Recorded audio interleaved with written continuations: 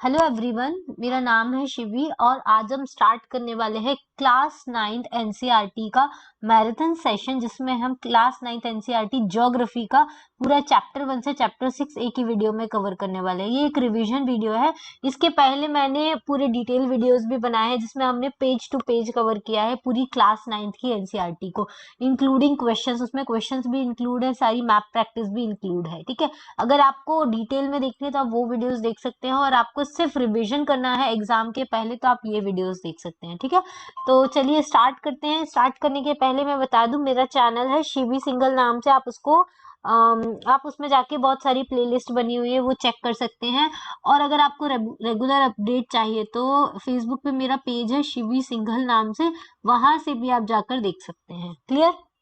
चलिए, अब पहला जो चैप्टर है वो है इंडिया साइज एंड लोकेशन। मतलब इंडिया का क्या साइज है, इंडिया कहाँ पे लोकेट करता है वर्ल्ड में, वो हमको देखना है। तो मेनली इसमें पूरा मैप के ऊपर ही है। देखो, ये हमारा वर्ल्ड है, इसमें ये इक्वेटर है। ठीक है, ऊपर वाला पार्ट जो होता है वो क्या होता है, नॉर्दर्न हेमिस्फीयर होता है। साउथ वाला पार्ट जो होता है वो साउथर्न हेमिस्फीयर होता है। ये जो है वो प्राइम मेरिडियन है।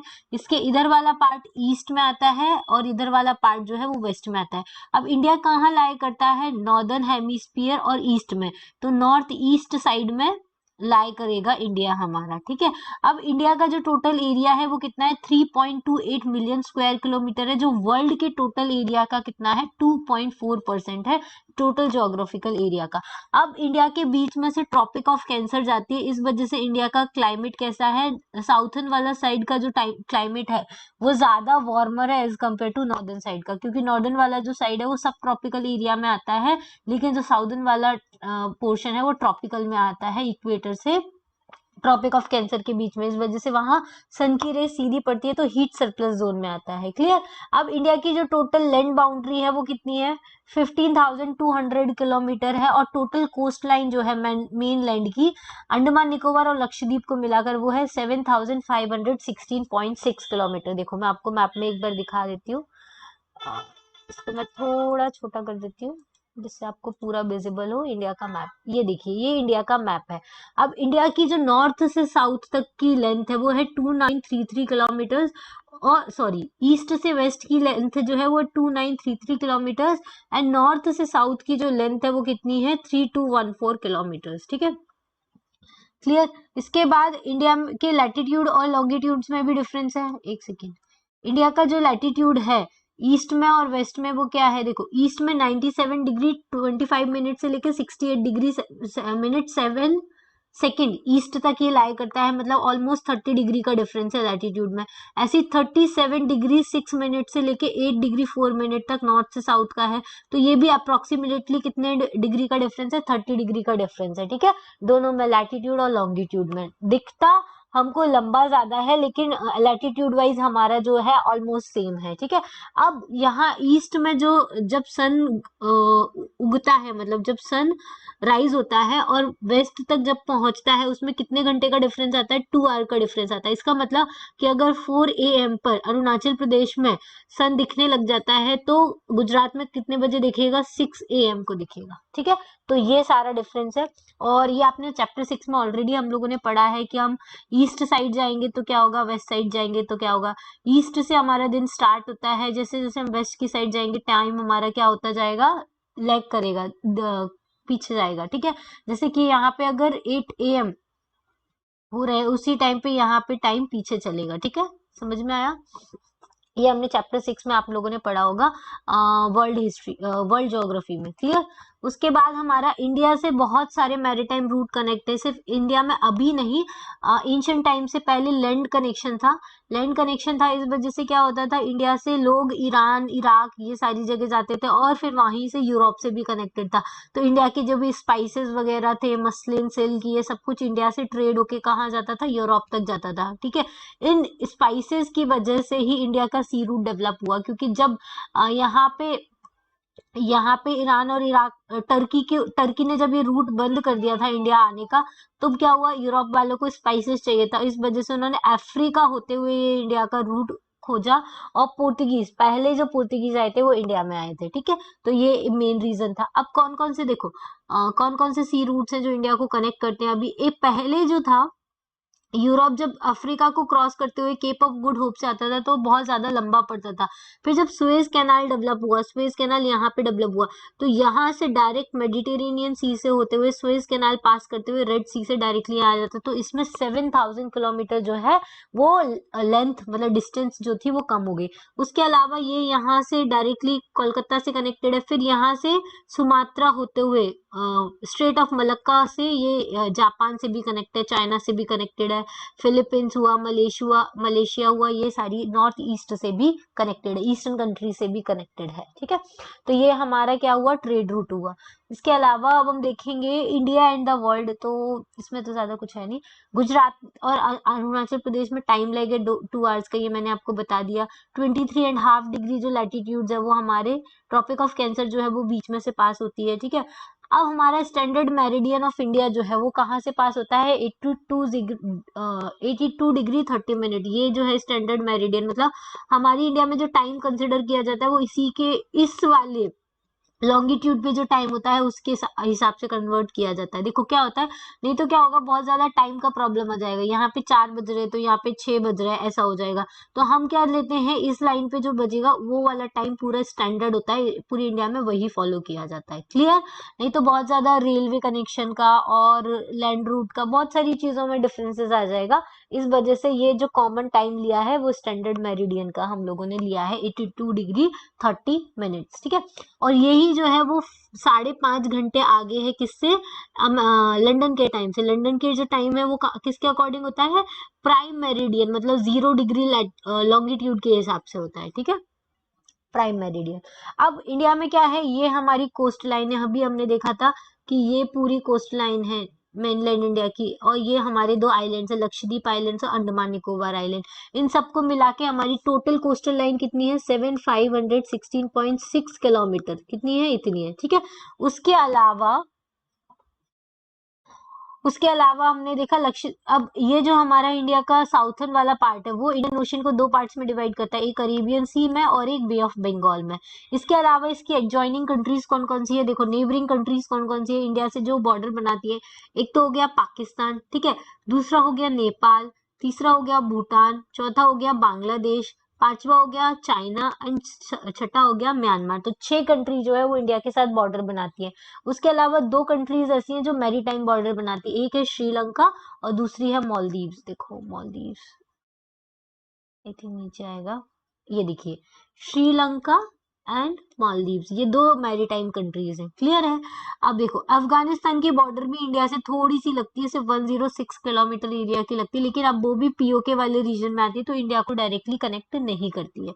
ठीक है, अब आपको मैप प्रैक्टिस करनी है, इसमें आपको क्या देखना है, कौन से स्टेट्स हैं जो कोस्टल एरिया से कनेक्टेड नहीं है, कौन से कोस्टल स्टेट्स हैं। ठीक है, कौन से स्टेट है जो नेपाल के साथ बाउंड्री बनाते हैं, कौन से स्टेट है जो भूटान के साथ बाउंड्री बनाते हैं, ये मैप प्रैक्टिस आपको करनी है। ठीक है, मैंने फर्स्ट चैप्टर जहाँ पे डिटेल चैप्टर पढ़ा है मैंने वहां पे सारे मैप्स को प्रैक्टिस कराया है कि नेपाल से, जैसे फॉर एग्जांपल नेपाल से कौन कौन लगता है, उत्तराखंड लगता है, उत्तर प्रदेश लगता है, बिहार लगता है, वेस्ट बंगाल लगता है और सिक्किम लगता है, ये सारे स्टेट्स लगते हैं। ठीक है, ऐसे ही आपको पाकिस्तान का देखना है, ऐसे ही आपको बांग्लादेश का देखना है, ऐसे ही आपको भूटान का देखना है, ऐसे ही आपको चाइना का देखना है। क्लियर है इतना, ठीक है। ओके, ये हो गया हमारा चैप्टर फिनिश, पहला वाला चैप्टर खत्म हो गया। यही सारा कुछ है कि कहाँ पे लाई करता है, कौन कौन से रूट्स है, इंडिया का नॉर्थ से लेके साउथ तक क्या एक्सटेंट है, ईस्ट से वेस्ट तक क्या एक्सटेंट है, ये सारा हमारा कवर हो चुका है। तो चैप्टर 1 फिनिश। ओके, चैप्टर 2 है अब हमारा फिजिकल फीचर्स ऑफ इंडिया, जिसमें हम इंडिया के फिजिकल फीचर्स के बारे में देखेंगे। जैसा कि आपको पता है इंडिया एक बहुत ज्यादा डाइवर्स कंट्री है, उसमें अलग अलग तरह के फिजिकल फीचर्स पाए जाते हैं।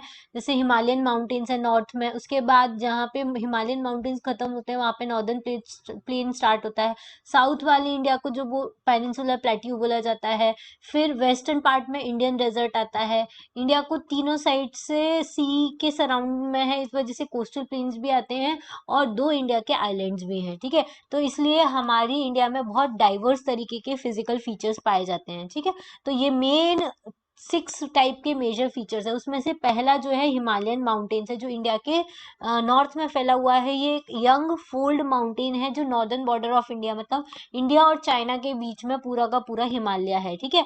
अब हिमालय का जो डायरेक्शन है ये वेस्ट टू ईस्ट डायरेक्शन है, मतलब इंडस टू ब्रह्मपुत्र। मैं एक बार आपको मैप दिखा देती हूँ, देखिए मैप में देखिए पहले आप, ये जो है वो हमारा हिमालयन माउंटेन है। क्या है ये? हिमालयन माउंटेन है। कहाँ से कहाँ तक फैला हुआ है? वेस्ट से लेके ईस्ट तक फैला हुआ है। वेस्ट में कौन सी रिवर क्रॉस करती है? इसको इंडस रिवर क्रॉस करती है। और साउथ में कौन सी रिवर क्रॉस करती है? इसको ब्रह्मपुत्र रिवर क्रॉस करती है। उसके अलावा बहुत सारी रिवर्स जो है वो इसमें से निकलती है। जो चैप्टर 3 है ड्रेनेज सिस्टम, उसमें हम देखेंगे कौन कौन सी रिवर जो है वो हिमालय के नॉर्थ से निकलती है, कौन सी साउथ से निकलती है। अभी के लिए आपको इतना याद रखना है। अब ये जो हिमालय है उसको 3 पार्ट में डिवाइड किया गया है। ऐसे ये डिसकंटिन्यू रेंजेस है। पहली ऊपर वाली जो रेंज, जिसको हम क्या बोलते हैं? ग्रेट हिमालय बोलते हैं। बीच वाले रेंज को हम क्या बोलते हैं? मिडिल हिमालय बोलते हैं। थर्ड वाली रेंज होती है उसको हम क्या बोलते हैं? शिवालिक बोलते हैं, या लेसर हिमालय भी इसको बोला जाता है, ठीक है। ग्रेट हिमालय पे बहुत सारी पीक्स पाई जाती हैं। मिडिल हिमालय में ये जैसे पीर पंजाल हो गई, ये सारी रेंजेस पाई जाती है। और शिवालिक हिमालय जो है वो सबसे सबसे ज्यादा हाइट है ग्रेट हिमालय की, फिर मिडिल हिमालय की, और फिर शिवालिक हिमालय की। ग्रेट हिमालय कंटिन्यूस रेंज है, लेकिन मिडिल हिमालय की जो रेंजेस है वो ब्रोकन है, मतलब अलग अलग पार्ट्स में डिवाइडेड है। जैसे कि पीर पंजाल हो गई है, ठीक है, फिर कहीं पे नंदा देवी है, ऐसे है, ठीक है। उसके अलावा फिर शिवालिक हिमालय जो सबसे लोएस्ट रेंज में आती है।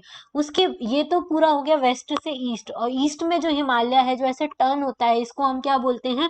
पूर्वांचल हिमालय बोलते हैं। क्या बोलते हैं? पूर्वांचल हिमालय है, जो कि इंडिया के ईस्ट में लाया करता है। और इसी में बहुत सारी हिल्स आती हैं, जैसे नागा हिल्स, ठीक है, गारो हिल्स, खासी हिल्स, जैंतिया हिल्स, और पूरे बहुत सारे नॉर्दर्न ईस्टर्न स्टेट्स आते हैं। 7 सिस्टर्स जो है वो इसी में आती हैं। तो ये सारी क्या है? हमारी हिमालय की अलग अलग रेंजेस है जो इंडिया के नॉर्थ में लाई करती है। हिमालय का एक और इम्पॉर्टेंट बेनिफिट है, जब हम क्लाइमेट है रीड करेंगे तब हमको पता चलेगा। हिमालय क्या करता है? जो सेंट्रल एशिया से आने वाली जो कोल्ड विंड्स है उनको रोक देता है। इसके वजह से इंडिया का क्लाइमेट जो होता है वो उतना कूलर नहीं होता विंटर में जितना कि चाइना और रशिया का होता है। तो हिमालय का एक बहुत इंपॉर्टेंट रोल है कोल्ड विंड्स को रोकने में, ठीक है। चलिए, इसके बाद हम देखेंगे कि ये जो ग्रेट हिमालय है वो असिमेट्रिक इन नेचर में है, और इसमें ग्रेनाइट का कंपोजिशन है, ठीक है। उसके अलावा देखो फिर जो great Himalaya, the range is lying to the south of the Himadri forms the most rugged mountain system is known as the Himachal और the lesser Himalaya. The range is mainly composed of the highly compressed and the altered rocks. The altitude varies between 3700 to 4000 meters and average width is 50 kilometer. While the Pir Panjal range from the longest and the most important range, Dhuandhar, Dhauladhar and Mahabharat ranges are also prominent ones, ठीक है। देखो, उसके बाद अब हिमालय में mainly consolidated sediments, जो Himalayan river, Himalaya में से हिमालयन रिवर्स फ्लो करती हैं, जो अपने साथ बहुत सारे सेडिमेंट्स लेकर आती हैं, और हिमालय रेंज से नीचे वो वहां पे क्या करती है? उनको कवर करती रहती है, मतलब वहां पे सेडिमेंट्स इकट्ठा करती है, जिसकी वजह से ग्रेवल और एल्यूवियम जो होता है वो इकट्ठा होता रहता है। अब लॉन्गिट्यूडनल वैली बन जाती है लेसर हिमालय और शिवालिक के बीच में, जिसको हम क्या बोलते हैं? दून्स बोलते हैं। जो लेसर हिमालय है, देखो जैसे ये लेसर हिमालय है, एक सेकेंड, ये जो लेसर हिमालय है और यहाँ पे कौन सा है? शिवालिक हिमालय है। यहाँ से सेडिमेंट्स लेकर आएंगी, यहाँ से सेडिमेंट्स लेके आएंगी, यहाँ बीच में क्या बना लेते हैं? दून्स बना लेते हैं, जैसे कि देहरादून, कोटली दून, पाटली दून, ये कुछ फेमस दून्स है, ठीक है। उसके अलावा जो हमारा हिमालय है वेस्ट टू ईस्ट में भी डिवाइडेड है। These division demarcate by the river valleys. अब इसको रिवर वैलीज के हिसाब से हम डिवाइड करते हैं। कौन कौन से रिवर, कैसे हम डिवाइड करेंगे? देखो मैं यहाँ पे आपको बता देती हूँ। जैसे ये हमारा हिमालय है, तो इधर वेस्ट से यहाँ तक अलग पार्ट है, फिर यहाँ अलग है, ऐसे कैसे अलग है? देखो, पंजाब हिमालय जो है वो कहाँ से? इंडस से सतलज रिवर के बीच का जो हिमालय है उसको हम पंजाब हिमालय बोलते हैं। देखो मैं मैप में दिखाती हूँ आपको, ज्यादा इजिली मैप कर गया, वेट अ सेकेंड। देखिए, ये जो इंडस रिवर है, यहाँ से ये जो सतलज रिवर, यहाँ ये वाला जो हिमालय, इसको हम पंजाब हिमालय बोलते हैं। फिर सतलज से लेके काली रिवर, ये जो काली रिवर है वो हिमालय और नेपाल और इंडिया की बाउंड्री से निकलती है। इसको हम कौन सा हिमालय बोलते हैं? कुमाऊं हिमालय बोलते हैं। क्या बोलते हैं? कुमाऊं हिमालयस बोलते हैं। फिर ये काली रिवर से लेके कोसी रिवर तक का जो हिमालय है, इसको हम नेपाल हिमालय बोलते हैं। ठीक है। फिर कोसी रिवर से लेके ब्रह्मपुत्र रिवर तक का जो हिमालय है, इसको हम आसाम हिमालयस बोलते हैं। क्या बोलते हैं? आसाम हिमालयस बोलते हैं। ऐसे वेस्ट से ईस्ट में रिवर के फ्लो के अकॉर्डिंग भी हिमालय डिवाइडेड है। अभी हमने नॉर्थ से साउथ के बीच में देखा था।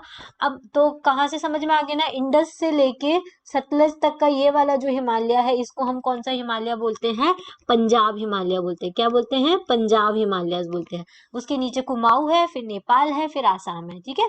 और नेपाल वाला हिमालय, यहाँ पे एक काली रिवर जो होती है, इंडिया और नेपाल की बाउंड्री से निकलती है, इसको काली रिवर बोलते हैं। काली रिवर से लेके कोसी रिवर तक का नेपाल हिमालय है। क्लियर है इतना? चलिए आगे देखते हैं। अब हम ये तो हो गया हमारा। फिर काली एंड तिस्ता रिवर से लेके नेपाल हिमालय है। उसके अलावा तिस्ता एंड दिहांग रिवर, इसको आसाम हिमालयाज भी बोलते हैं। Kali and Teesta river, Kosi river के पास में से एक रिवर निकलती है जिसको हम तिस्ता रिवर बोलते हैं, उसको हम नेपाल हिमालय बोलते हैं। क्योंकि तिस्ता रिवर उसमें मार्केट नहीं है, मार्क्ड नहीं थी, इस वजह से मैंने कोसी रिवर बताया। ठीक है। तो काली एंड तिस्ता रिवर के बीच वाला जो है वो नेपाल हिमालय है। ठीक है। ब्रह्मपुत्र जो है वो ईस्टर्न मोस्ट बाउंड्री में फ्लो करती है बियॉन्ड द दिहांग गोर्ज। हिमालय जो है वो शार्पली टर्न होती है साउथ की साइड पे, और वहां कौन से हिमालयस लगते हैं? पूर्वांचल हिमालयस बोलते हैं, या फिर इनको हम क्या बोलते हैं? ईस्टर्न हिल्स या माउंटेन्स बोलते हैं। ये वाले जो हिल्स है वो नॉर्थ ईस्ट स्टेट्स में हमको देखने को मिलते हैं। यहाँ पे भी सेडिमेंट्री रॉक्स होती है कि कौन लेकर आता है? ब्रह्मपुत्र रिवर लेके आती है। पूर्वांचल हिमालयस में कौन कौन सी हिल्स आती है? पटकाई हिल्स आती है, नागा हिल्स आती है, मणिपुर हिल्स आती है, मीजो हिल्स आती है। देखो ये भी आप मैप में देख सकते हैं, ये मैप में दी हुई है। ये देखो यहाँ पर आती है पटकाई हिल्स, यहाँ पे नागा हिल्स आती है, फिर मणिपुरी हिल्स आती है और मीजो हिल्स आती है। ये तीनों एकदम बॉर्डर पर है, इंडिया और म्यांमार के बॉर्डर पे। गारो, खासी एंड जंतिया, ये तीनों हिल्स जो है वो मेघालय में लोकेट करती हैं। क्लियर है? इसके ऊपर वाले मैप में शायद आपको दिया हो। ये देखो, ये रही पटकाई बूम, ये रही नागा हिल्स और ये रही मीजो हिल्स। ठीक है। तो ये तीनों है, आप इसको लोकेट कर सकते। आपको सारी रिवर्स और ये सारी जो पीक्स है ना वो लोकेट करनी है, तो ही आपको याद होगा कि कहाँ पर कौन कौन सी पीक आती है। क्लियर है इतना? चलिए आगे अब हम देखेंगे नॉर्दर्न प्लेन्स के बारे में। देखो, नॉर्दर्न प्लेन्स जो होते हैं वो तीन मेजर रिवर सिस्टम से बने हुए हैं। कौन कौन सी तीन मेजर रिवर सिस्टम है? इंडस रिवर सिस्टम, ठीक है, गंगा रिवर सिस्टम और ब्रह्मपुत्र रिवर सिस्टम। ये तीन मेजर रिवर सिस्टम है। इन तीनों की जो ट्रिब्यूटरीज है वो ही नॉर्दर्न प्लेन्स बनाती हैं। अब देखो, इंडस रिवर कहाँ से फ्लो करती है और गंगा रिवर कहाँ से फ्लो करती है, मैं आपको बताती हूँ। ये देखो, ऊपर वाला जो पार्ट है, ये पूरा वाला पार्ट जो है वो इंडस रिवर सिस्टम बनाएगा। दूसरा पैन ले लेती हूँ। ये देखिए, ये ऊपर नॉर्थ वाला जो पार्ट है ये इंडस रिवर सिस्टम बनाएगा। फिर ये नीचे वाला जो पार्ट है ये गंगा रिवर सिस्टम बनाएगा। और ईस्ट वाला जो पार्ट है ये पूरा ब्रह्मपुत्र रिवर सिस्टम बनाएगा। और इन रिवर सिस्टम के साथ साथ बहुत सारी मेजर ट्रिब्यूटरीज है वो भी फ्लो करेंगी। तो इस वजह से ये पूरा जो सिस्टम बनाएगा, ये अब जहां से रिवर फ्लो करती है वहां पे सेडिमेंट्स भी इकट्ठा करती हैं और वहां की सॉइल जो होती है वो फर्टाइल होती है। तो ये तीन जो प्लेन्स बनेंगे वो कौन से बनेंगे? नॉर्दर्न प्लेन्स बनेंगे, जो कि बहुत अच्छे, बहुत फर्टाइल होंगे। सबसे ज्यादा फर्टाइल उसमें से गंगा प्लेन है। इस वजह से इंडिया की आधी से ज्यादा पॉपुलेशन ये गंगा प्लेन्स वाले एरिया में ही रहती है। मतलब कि यूपी, बिहार, वेस्ट बंगाल, ठीक है, ये सारे एरिया जो है वहां पे हम नॉर्दर्न प्लेन्स में ही बहुत सारी पॉपुलेशन रहती है, क्योंकि वहां का एग्रीकल्चर बहुत अच्छा है। क्लियर है? अब इसके अलावा नॉर्दर्न प्लेन्स को तीन सेक्शंस में डिवाइड किया गया है। Western part of the northern plain is referred as the Punjab plains, मतलब जो वेस्ट में, हमारे इंडिया के वेस्ट में, उसको हम पंजाब प्लेन्स बोलेंगे, जो इंडस रिवर की और उसकी ट्रिब्यूटरी से फॉर्म हुआ है। और लेकिन उसका लार्जेस्ट पार्ट जो है वो पाकिस्तान में लाया करता है। उसके अलावा इसकी ट्रिब्यूटरी कौन सी है? झेलम, चिनाब, रावी, ब्यास एंड सतलज जो है वो इसकी ट्रिब्यूटरी है, जो कि हिमालय से स्टार्ट होती है। ठीक है। इनको दोआब्स भी बोलते हैं, क्योंकि दो रिवर के बीच का जो एरिया है उसको हम दोआब्स बोलते हैं। अब गंगा प्लेन जो है उसमें Ghaghara and Teesta river extends between the Ghaghara and the Teesta river के बीच में गंगा प्लेन बना हुआ है। गंगा प्लेन में क्या क्या आता है? पूरा नॉर्थ इंडिया आएगा, हरियाणा आएगा, दिल्ली, यूपी, बिहार, पार्टली झारखंड और वेस्ट बंगाल आएगा ईस्टर्न वाली साइड में। पर्टिकुलरली असम में कौन सा आएगा? ब्रह्मपुत्र ब्रह्मपुत्र प्लेन आएगा। नॉर्दर्न प्लेन्स जो होते हैं वो जनरली फ्लैट होते हैं, कुछ कुछ variation with no variation, it's relief, मतलब रिलीफ में कोई वेरिएशन नहीं होता, मतलब प्लेन ही होते हैं, बीच में ऐसा नहीं है कि माउंटेन्स आ जाएंगे, प्लेन ही एरिया होगा। अब लेकिन ये जो प्लेन होता है वो 4 पार्ट्स में डिवाइडेड है। कैसे? देखो, पहला जो प्लेन है जिसको हम भाबर बोलते हैं, भाबर बेल्ट में सारी स्ट्रीम्स डिसअपियर हो जाती हैं। भाबर बेल्ट मतलब ऐसा बेल्ट जहाँ पे माउंटेन्स जो होते हैं, माउंटेन्स के जो पेवल्स वगैरह होते हैं वो डिपॉजिट करती हैं रिवर्स, उसको भाबर प्लेन बोलते हैं। इसके साउथ में क्या होती है, रिवर रीइमर्ज होती हैं, जिसको हम क्या बोलते हैं, तराई रीजन बोलते हैं, क्योंकि वापस से रिवर्स रीइमर्ज हो रही हैं, तो वहां पे वेट और स्वैम्पी एंड मार्शी रीजन बनेगा, जिसको हम क्या बोलेंगे, तराई रीजन बोलेंगे। तराई रीजन में बहुत ज्यादा थिकली फॉरेस्टेड रीजन होता है और फुल ऑफ वाइल्ड लाइफ रहता है, ठीक है। उसके अलावा फॉरेस्ट को क्लियर करके एक एग्रीकल्चर लैंड भी बनाया जाता है, जहाँ पे बहुत सारे माइग्रेंट सेटल हुए हैं जो पाकिस्तान से आए थे पार्टीशन के बाद। यहाँ पे दुधवा नेशनल पार्क भी लोकेटेड है। लार्जेस्ट पार्ट जो है नॉर्दर्न प्लेन का वो कौन सा है, ओल्डर एलुवियम, जिसको हम क्या बोलते हैं, भांगर बोलते हैं। क्या बोलते हैं, भांगर। देखो, दो फ्लड प्लेन्स होते हैं, एक ओल्ड फ्लड प्लेन होता है, एक न्यू फ्लड प्लेन होता है। जो ओल्ड फ्लड प्लेन होता है ना, वो पुराना हो चुका है, उसमें कंकड़ पत्थर हमको ज्यादा मिलते हैं, तो उसको हम क्या बोलते हैं, भांगर बोलते हैं। ऐसे याद रख सकते हो, जो पुराना है वो भंगार हो गया है, तो उसको हम भांगर बोलते हैं, ठीक है। और जो नया यंगर डिपॉजिट्स है फ्लड प्लेन्स के, उसको हम क्या बोलते हैं, खादर बोलते हैं, ठीक है। नया है उसको हम क्या बोलेंगे, खादर बोलेंगे। और ये हर साल रिन्यू होता है, ये फर्टाइल होता है, इस वजह से यहाँ पे इंटेंसिव एग्रीकल्चर होता है। क्लियर? क्या होता है, इंटेंसिव एग्रीकल्चर होता है। तो जो प्लेन है वो 4 पार्ट्स में डिवाइडेड है। कौन कौन सा है? पहला है हमारा,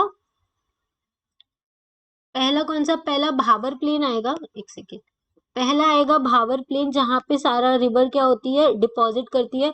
फिर आता है हमारा तराई रीजन, जो स्वैम्पी रीजन होता है, जहाँ पे थिक फॉरेस्ट हमको देखने को मिलता है। तीसरा होगा हमारा भांगर एरिया, जो ओल्ड डिपॉजिट से मिलके बना हुआ है। और चौथा जो है वो है खादर, जो न्यू डिपॉजिट, मतलब जो रिवर नए डिपॉजिट लेके आ रही है उसकी वजह से बना है, उसको हम क्या बोलते हैं, खादर रीजन बोलते हैं। क्लियर है? चलो, नेक्स्ट है अब हमारा पेनिनसुलर प्लेट्यू। पेनिनसुलर प्लेट्यू मतलब ये टेबल लैंड्स होते हैं। टेबल लैंड्स मतलब क्या होते हैं, ये कैसे होते हैं, देखो ऐसे होते हैं, इनकी हाइट होती है लेकिन फ्लैट लैंड्स होते हैं, ऐसे होते हैं। इसको इसलिए हम क्या बोलते हैं, टेबल लैंड बोलते हैं। इनमें अधिकतर हमको मिनरल्स मिलते हैं, जैसे कि क्रिस्टलाइन, इग्नियस, मेटामॉर्फिक रॉक्स मिलते हैं। ये मेनली कहाँ पे पाए जाते हैं, गोंडवाना लैंड में पाए जाते हैं, मतलब कि सदर्न इंडिया में ज्यादा पाए जाते हैं, जैसे कि छोटा नागपुर प्लेट्यू हो गया, डेक्कन प्लेट्यू हो गया, ये सारे साउथ वाली साइड में हमारी इंडिया में ज्यादा पाए जाते हैं, ठीक है। Vindhya range is bounded by the Satpura range on the south and Aravallis on the north west. अब देखो, और भी बहुत सारे प्लेट्यूज हैं, जैसे कि मालवा प्लेट्यूज है। मालवा प्लेट्यू कहाँ पर आता है, सेंट्रल इंडिया में आता है, जिसके विंध्यन रेंज और सतपुरा रेंज जो है उसकी कहाँ पर है, साउथ में है। क्लियर है? देखो, मैं आपको मैप में बताती हूँ, मैप में आपको समझ में आएगा। देखो, मालवा प्लेट्यू जो है वो इधर आता है। मालवा प्लेट्यू के नौ मतलब साउथ में विंध्यन रेंज और सतपुरा रेंज आती है। विंध्या रेंज और सतपुरा रेंज के बीच में से नर्मदा रिवर निकलती है, और सतपुरा रेंज के साउथ में से तापी रिवर निकलती है, ठीक है। ये दो आपको याद रखना है। फिर छोटा नागपुर प्लेट्यू जो है वो ईस्टर्न साइड में आएगा, और ये है जो डेक्कन प्लेट्यू। डेक्कन प्लेट्यू जो है वो हमारा किससे बना हुआ है, वॉल्केनिक इरप्शन से बना हुआ है। वॉल्केनिक इरप्शन की वजह से यहाँ पे क्या पाई जाती है, ब्लैक सॉइल पाई जाती है। और ब्लैक सॉइल किसके लिए बहुत यूजफुल होती है, कॉटन के कल्टीवेशन के लिए यूज होती है, इसलिए इसको हम ब्लैक कॉटन सॉइल भी बोलते हैं। क्या बोलते हैं, ब्लैक कॉटन सॉइल बोलते हैं। क्लियर? ठीक है, नेक्स्ट आता है वेस्टर्न घाट और ईस्टर्न घाट। देखो, वेस्ट में आता है वेस्टर्न घाट, ईस्ट में आता है ईस्टर्न घाट। कैसे आता है वो बताती हूँ। हाँ, ये है हमारा वेस्टर्न घाट, ये है हमारा ईस्टर्न घाट, ठीक है। वेस्टर्न घाट जो है वो ज्यादा कंटिन्यूअस है as compared to eastern Ghat. Eastern Ghat में क्या होता है, ईस्टर्न घाट डिसकंटिन्यू क्यों है, क्योंकि बहुत सारी रिवर्स जो होती हैं वो वेस्ट से निकलकर ईस्ट की तरफ फ्लो करती है, जैसे कि महानदी हुआ, गोदावरी हुआ, कृष्णा हुई, कावेरी हुई। इस वजह से क्या है, ईस्टर्न घाट की कंटिन्यूअस रेंजेस नहीं है। यहाँ से क्या है, रिवर्स का फ्लो करती है, रिवर्स फ्लो करके यहाँ पे डेल्टा फॉर्म करती है। वेस्टर्न घाट में क्या है, कंटिन्यूअस रेंज है। और प्लस दूसरा यहाँ पे क्या होता है, साउथ वेस्ट मानसून हिट करता है। साउथ वेस्ट मानसून हिट करता है तो वेस्टर्न घाट वाली साइड पे थिक फॉरेस्ट बना हुआ है और बहुत ज्यादा बायोडाइवर्सिटी है एज कम्पेयर टू ईस्टर्न घाट, ठीक है। वेस्टर्न घाट जो है वो वेस्ट कोस्ट के ज्यादा पास में है, ईस्टर्न घाट जो है वो ईस्टर्न कोस्ट से थोड़ा सा दूर है, ठीक है।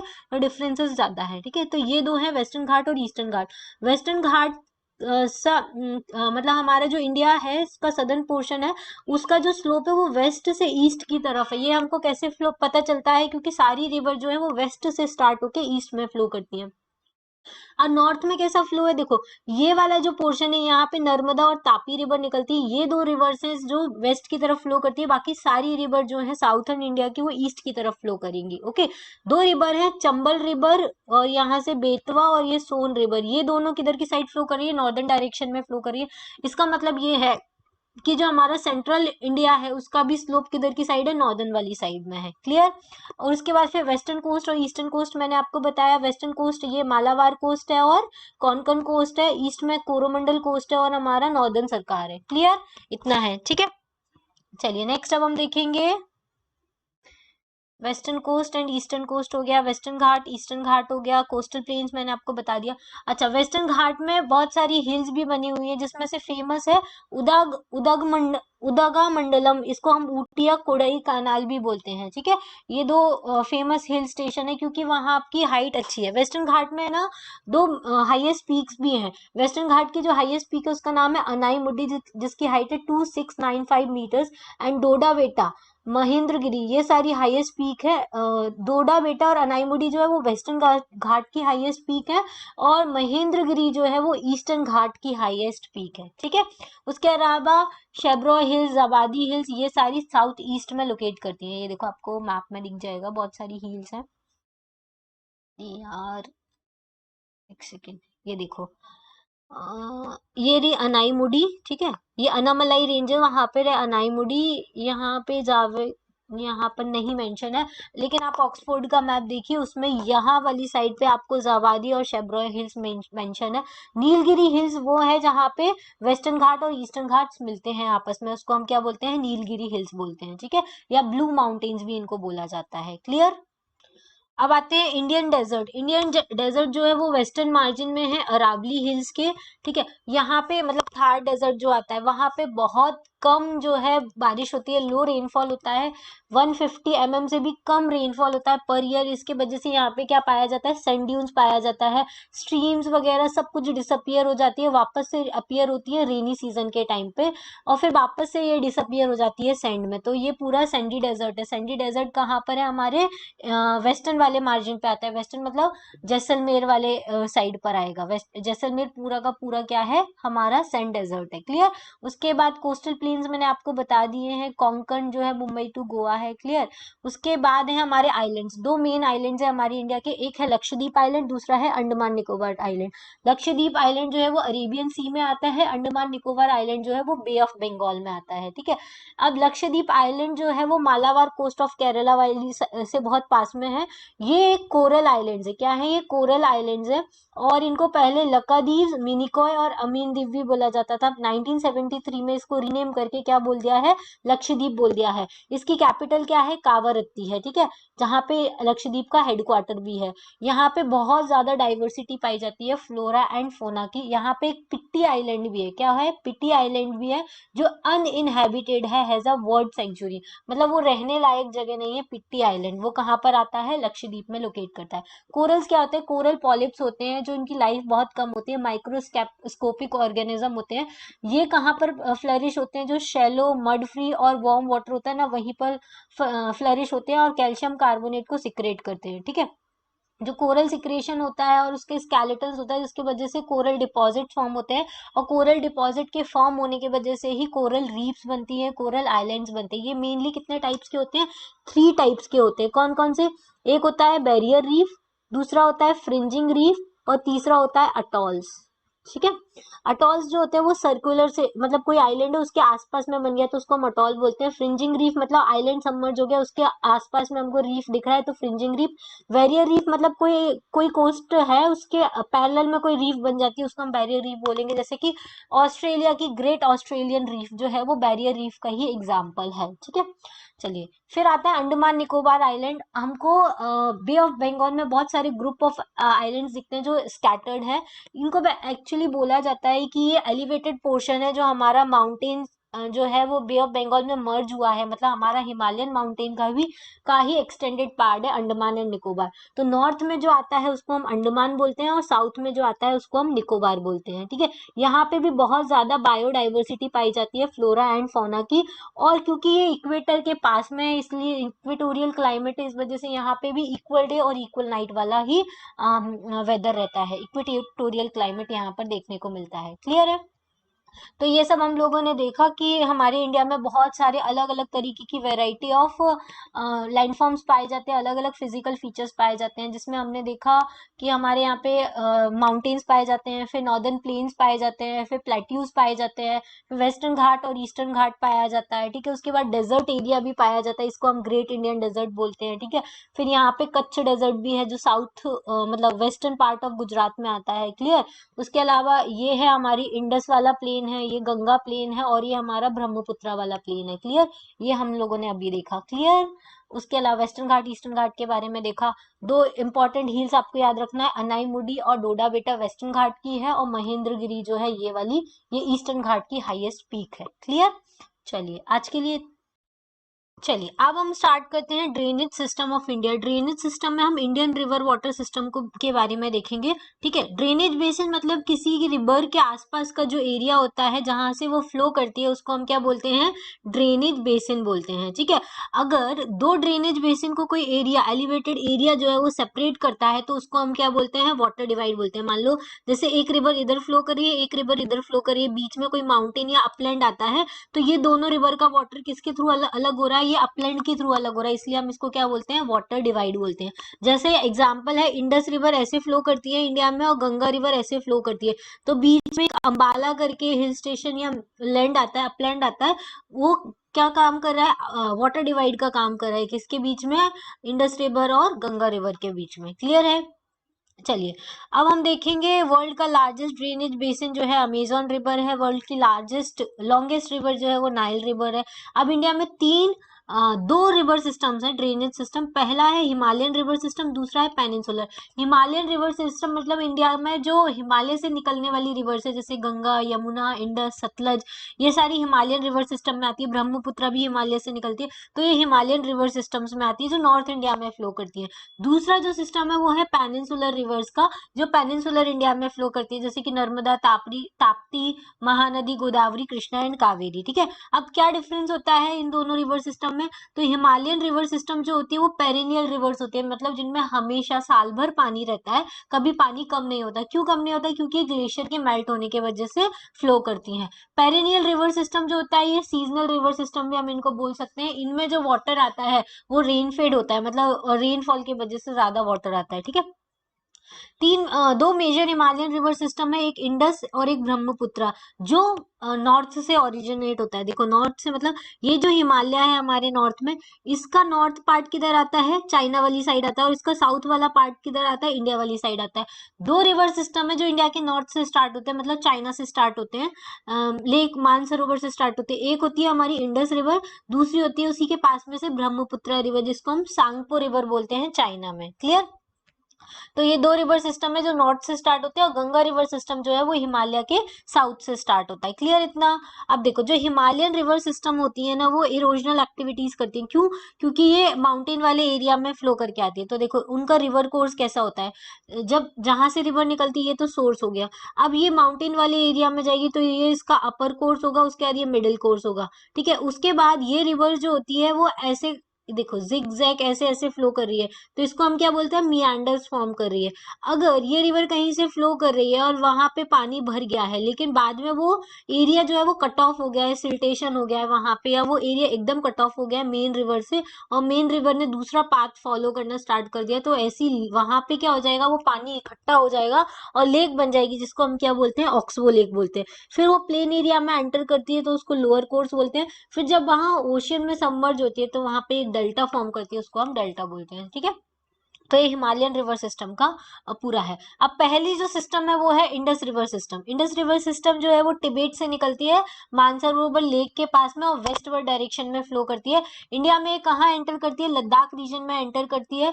और इसकी बहुत सारी ट्रिब्यूटरीज हैं, जैसे जास्कर हुआ, नुब्रा हुआ, श्योक रिवर हुआ, हुंजा रिवर हुआ, ये सब कश्मीर रीजन में उसमें ज्वाइंट होती है। फिर इंडस क्या करती है? बाल्टिस्तान और गिलगिट होते हुए अटॉक माउंटेन से फ्लो करते हुए कहाँ चली जाती है? पाकिस्तान चली जाती है। पाकिस्तान में और भी ट्रिब्यूटरी उसमें मर्ज होती है, जैसे कि सतलज, ब्यास, रावी, चिनाब और झेलम, ये सब मिलके इंडस रिवर सिस्टम बनाती है। और ये सब इंडस के साथ कब ज्वाइन करती है? मिठानकोट इन पाकिस्तान एक एरिया है, वहां पे ये सारी जो रिवर ट्रिब्यूटरीज है वो इंडस में जाके मर्ज हो जाती है। फिर बाद में अरेबियन सी में जाके गिर जाती है, ईस्ट ऑफ कराची, कराची के ईस्ट में ये वहां जाके गिर जाती है। इंडस प्लेन जो है वो बहुत जेंटल स्लोप है, बहुत स्टीप स्लोप नहीं है उसका, और इसकी टोटल लेंथ जो है वो 2900 किलोमीटर है। ठीक है, ये भी वर्ल्ड की लॉन्गेस्ट रिवर में से एक रिवर आती है। और इसका little over third of the Indus basin is locate, ये जो इंडस है इसका बेसिन कहाँ पे लोकेटेड है इंडिया में? जम्मू कश्मीर लद्दाख वाले रीजन में, हिमाचल प्रदेश एंड पंजाब में। बाकी का पूरा कहाँ पर है? पाकिस्तान वाले रीजन में लोकेटेड है।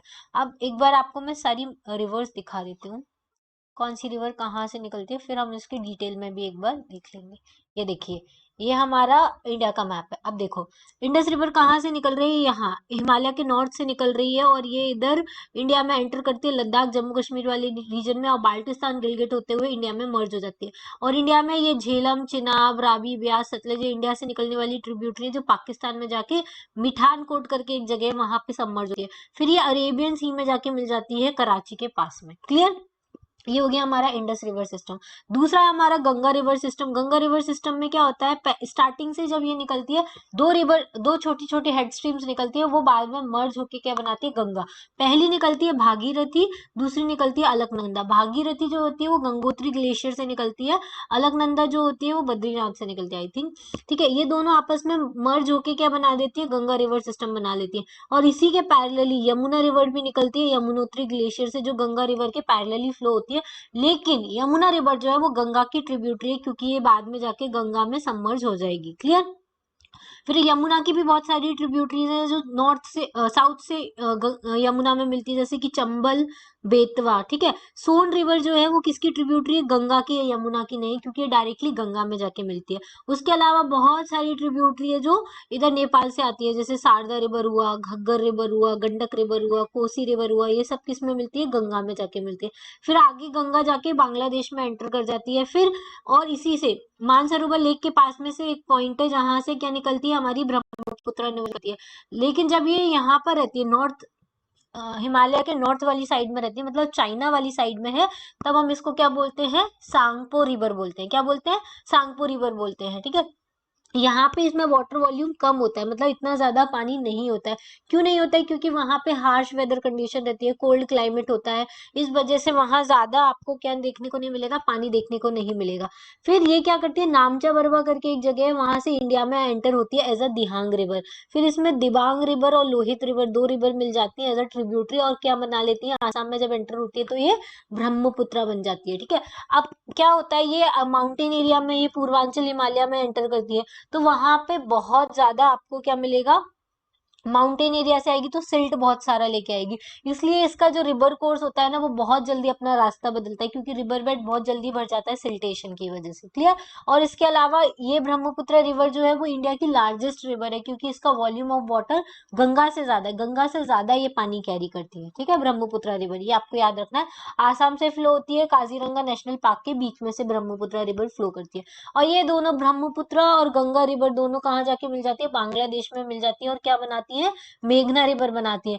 फिर ये वहां से बे ऑफ बंगाल में गिरती है, और यहाँ पे डेल्टा बनाती है, जिसको हम क्या बोलते हैं? सुंदरबन डेल्टा बोलते हैं। ठीक है, अधिकतर पार्ट जो है सुंदरबन डेल्टा का वो बांग्लादेश में आता है, और बहुत सारा पार्ट जो है वो इंडिया में भी आता है, जिसको हम क्या बोलते हैं? सुंदरबन डेल्टा बोलते हैं। तो ये तो हमारा हो गया हिमालयन रिवर सिस्टम। इंडस के बारे में देख लिया हमने, गंगा के बारे में देख लिया, और ब्रह्मपुत्र के बारे में देख लिया। क्लियर? अब हम देखेंगे पेनिनसुलर रिवर्स के बारे में। ठीक है। पेनिनसुलर रिवर में देखो नर्मदा रिवर और तापी रिवर, ये दोनों रिवर जो है वो कहाँ से निकलती हैं, सेंट्रल इंडिया से निकलती है और किधर की साइड फ्लो करती है, वेस्ट की साइड फ्लो करती है। बाकी सारी जो रिवर है पेनिनसुलर रिवर की वो किधर की साइड फ्लो करेंगी, ईस्ट की साइड फ्लो करेंगी। ठीक है, जैसे महानदी रिवर है, ठीक है, गोदावरी रिवर है, कृष्णा रिवर है, कावेरी रिवर है, ये सारी जो मेजर रिवर है वो वेस्टर्न घाट से स्टार्ट होकर ईस्टर्न साइड की तरफ फ्लो करेंगी। इसका मतलब ये है कि जो पेनिनसुलर प्लेटू है उसका टिल्टेशन किधर की साइड है, हमारा ईस्ट की साइड है। क्लियर। तो ये तो हो गई हमारी पेनिनसुलर रिवर। ठीक है, जो वेस्ट से स्टार्ट होके कहाँ गिरती है, ईस्ट वाली साइड में गिरती है। क्लियर। चलिए नेक्स्ट, यही सारा कुछ है। देखो पेनिनसुलर रिवर में भी सारी रिवर्स जो होती हैं वो कहाँ गिरती है। अब देखो सारी अलग, नर्मदा बेसिन जो है वो अमरकंटक से स्टार्ट होती है और किधर की साइड निकलती है, हमारे अरेबियन सी में मर्ज होती है, उसमें मार्बल रॉक्स आता है जबलपुर के पास में। ठीक है, नर्मदा बहुत सारे डीप गॉर्जेस बनाती है, धुआंधार फॉल्स बनाती है, ये सारी चीजें हैं। ठीक है, तापी बेसिन, तापी जो है वो सतपुरा रेंजेस से स्टार्ट होती है मध्य प्रदेश में और ये भी नर्मदा के पैरेलल फ्लो करके हुए कहाँ से, गुजरात महाराष्ट्र होते हुए अरेबियन सी में जाके मर्ज हो जाती है। नर्मदा और तापी जो रिवर है दोनों एस्चुरी फॉर्म करती है। क्लियर। उसके अलावा बहुत सारी वेस्ट फ्लोइंग रिवर्स में आती है, साबरमती, माही और ये भरतपुहा एंड पेरियार रिवर, ये सारी रिवर्स भी क्या करती है, वेस्ट वेस्ट की साइड फ्लो करती हैं। ठीक है, ज्यादा बड़ी रिवर नहीं है, छोटी छोटी रिवर है, इस वजह से ज्यादा डिटेल में नहीं दिया। गोदावरी रिवर जो है वो लार्जेस्ट रिवर है पेनिनसुलर रिवर की, नासिक डिस्ट्रिक्ट महाराष्ट्र से निकलती है, इसकी लेंथ 1500 किलोमीटर है और इसका जो एरिया होता है वो 50% बेसिन जो है वो महाराष्ट्र में ही बिलोंग करता है। इसकी जो मेन ट्रिब्यूटरीज हैं वो पूर्णा, वर्धा, प्राणहिता, मांजरा, वेनगंगा एंड पेनगंगा है। क्लियर, इसको दक्षिण गंगा भी बोलते हैं। महानदी बेसिन ये कहाँ से निकलती है, छत्तीसगढ़ से निकलती है और उड़ीसा होते हुए फ्लो करती है, बे ऑफ बंगाल में गिर जाती है। 860 किलोमीटर इसकी हाइट है, सॉरी लेंथ है। दूसरी है कृष्णा बेसिन, कृष्णा बेसिन कहाँ से निकलती है, महाबलेश्वर से निकलती है और 1400 किलोमीटर इसकी लेंथ है और ये भी बे ऑफ बंगाल में जाती है। इसकी ट्रिब्यूटरीज कौन कौन सी हैं, तुंगभद्रा, कोयना, घाट प्रभा, मूसी एंड भीमा रिवर जो है इसकी मेन ट्रिब्यूटरीज है। क्लियर। फिर कावेरी बेसिन ये कहाँ से निकलती है, ब्रह्मगिरी रेंजेस ऑफ वेस्टर्न घाट से निकलती है, बे ऑफ बंगाल में जाती है और ये कुडलूर इन तमिलनाडु साउथ में वहां जाके मर्ज होती है। टोटल लेंथ जो है वो 760 किलोमीटर है। मेन ट्रिब्यूटरीज हैं अमरावती, भवानी, हेमवती, कबिनी। ठीक है, ये सारी रिवर्स है। क्लियर। चलिए इसके बाद हमने देखा था ऑक्सबो लेक का, मैंने बता दिया कि जो मेन वाटर से कट ऑफ हो जाती है उसको ऑक्सबो लेक बोलते हैं। रोल क्या होता है रिवर का इकोनॉमी में, तो रिवर्स बहुत ज्यादा इंपॉर्टेंस होती है, एग्रीकल्चर के लिए अच्छी है, वाटर के लिए अच्छी है, बहुत सारी एसेंशियल ह्यूमन एक्टिविटीज के लिए वाटर का रिक्वायरमेंट ज्यादा जरूरी है। इस वजह से जो वर्ल्ड के बड़े बड़े सेटलमेंट्स हुए, चाहे इंडस वैली सिविलाइजेशन हो, चाहे मेसोपोटामियन सिविलाइजेशन हो, ये सब किसके अक्रॉस बने थे, रिवर के पास में ही बने थे। अब रिवर का पोल्यूशन कैसे हो रहा है, हम क्या करते हैं, डोमेस्टिक वेस्ट, म्यूनसिपैलिटी का waste, industrial waste, agricultural waste, सब कुछ हम किस में डंप कर देते हैं, रिवर में डंप कर देते हैं। और इतने ज्यादा अनट्रीटेड सीवेज को और इंडस्ट्रियल एफ्लुएंट्स को रिवर में डालने की वजह से रिवर क्या हो चुकी है, हमारी पॉल्यूट हो चुकी है। सबसे ज्यादा रिवर जो पोल्यूशन है वो कहाँ पर है, गंगा रिवर में है और ब्रह्मपुत्र रिवर में। इसलिए गंगा को कंजर्व करने के लिए गंगा क्लीनिंग प्रोग्राम चलाया जा रहा है। ऐसी सेम प्रॉब्लम नर्मदा रिवर के साथ भी है, तो वहां पे भी नर्मदा क्लीनिंग प्रोग्राम चलाया जा रहा है। इसके अलावा एक और इम्पोर्टेंट चीज जो मैंने आपको बता दूं कि इंडस रिवर के लिए हमारी इंडिया और पाकिस्तान के बीच में इंडस वाटर ट्रीटी हुई थी 1960 में। कब हुई थी, 1960 में हुई थी, जिसमें हम इंडस का सिर्फ 20% वाटर ही यूज कर सकते हैं, बाकी 80% वाटर कौन यूज करेगा, उसका पाकिस्तान यूज करेगा। ठीक है, चलिए ये हो गया हमारा चैप्टर 3। अब नेक्स्ट हम करते हैं चैप्टर नंबर 4। ओके चलिए अब हम स्टार्ट करते हैं चैप्टर नंबर 4, क्लाइमेट के बारे में। क्लाइमेट क्या होता है, वेदर क्या होता है, इसके बारे में देखेंगे। देखो ये एक क्विक रिवीजन वीडियो है जिसमें हम सारे इंपॉर्टेंट कॉन्सेप्ट जो है वो आपके रिवाइज करेंगे, लेकिन आपको पेज टू पेज कवर करना है, एक एक लाइन अगर आपको पढ़नी है तो इसका डिटेल वीडियो भी है, आप वो 2 पार्ट्स में बना हुआ है, आप वहां से देख सकते हैं। ठीक है, तो चलिए हम क्विक वाला करते हैं। क्लाइमेट जो होता है मतलब sum total of weather condition होता है over a large area for a long period of time. मतलब क्लाइमेट जो होता है मतलब वो 30 साल 40 साल से वही क्लाइमेट है वहां का, मतलब पूरा सम बताता है कैसा वेदर कंडीशन रहती है। जैसे कि मान लो डेजर्ट वाला एरिया है तो हम क्या बोलते हैं, वहां पे हॉट क्लाइमेट रहता है। अगर हम कश्मीर वाले रीजन में जाएंगे तो वहां कैसा रहेगा, हम बोलेंगे कोल्ड क्लाइमेट रहता है। क्यों?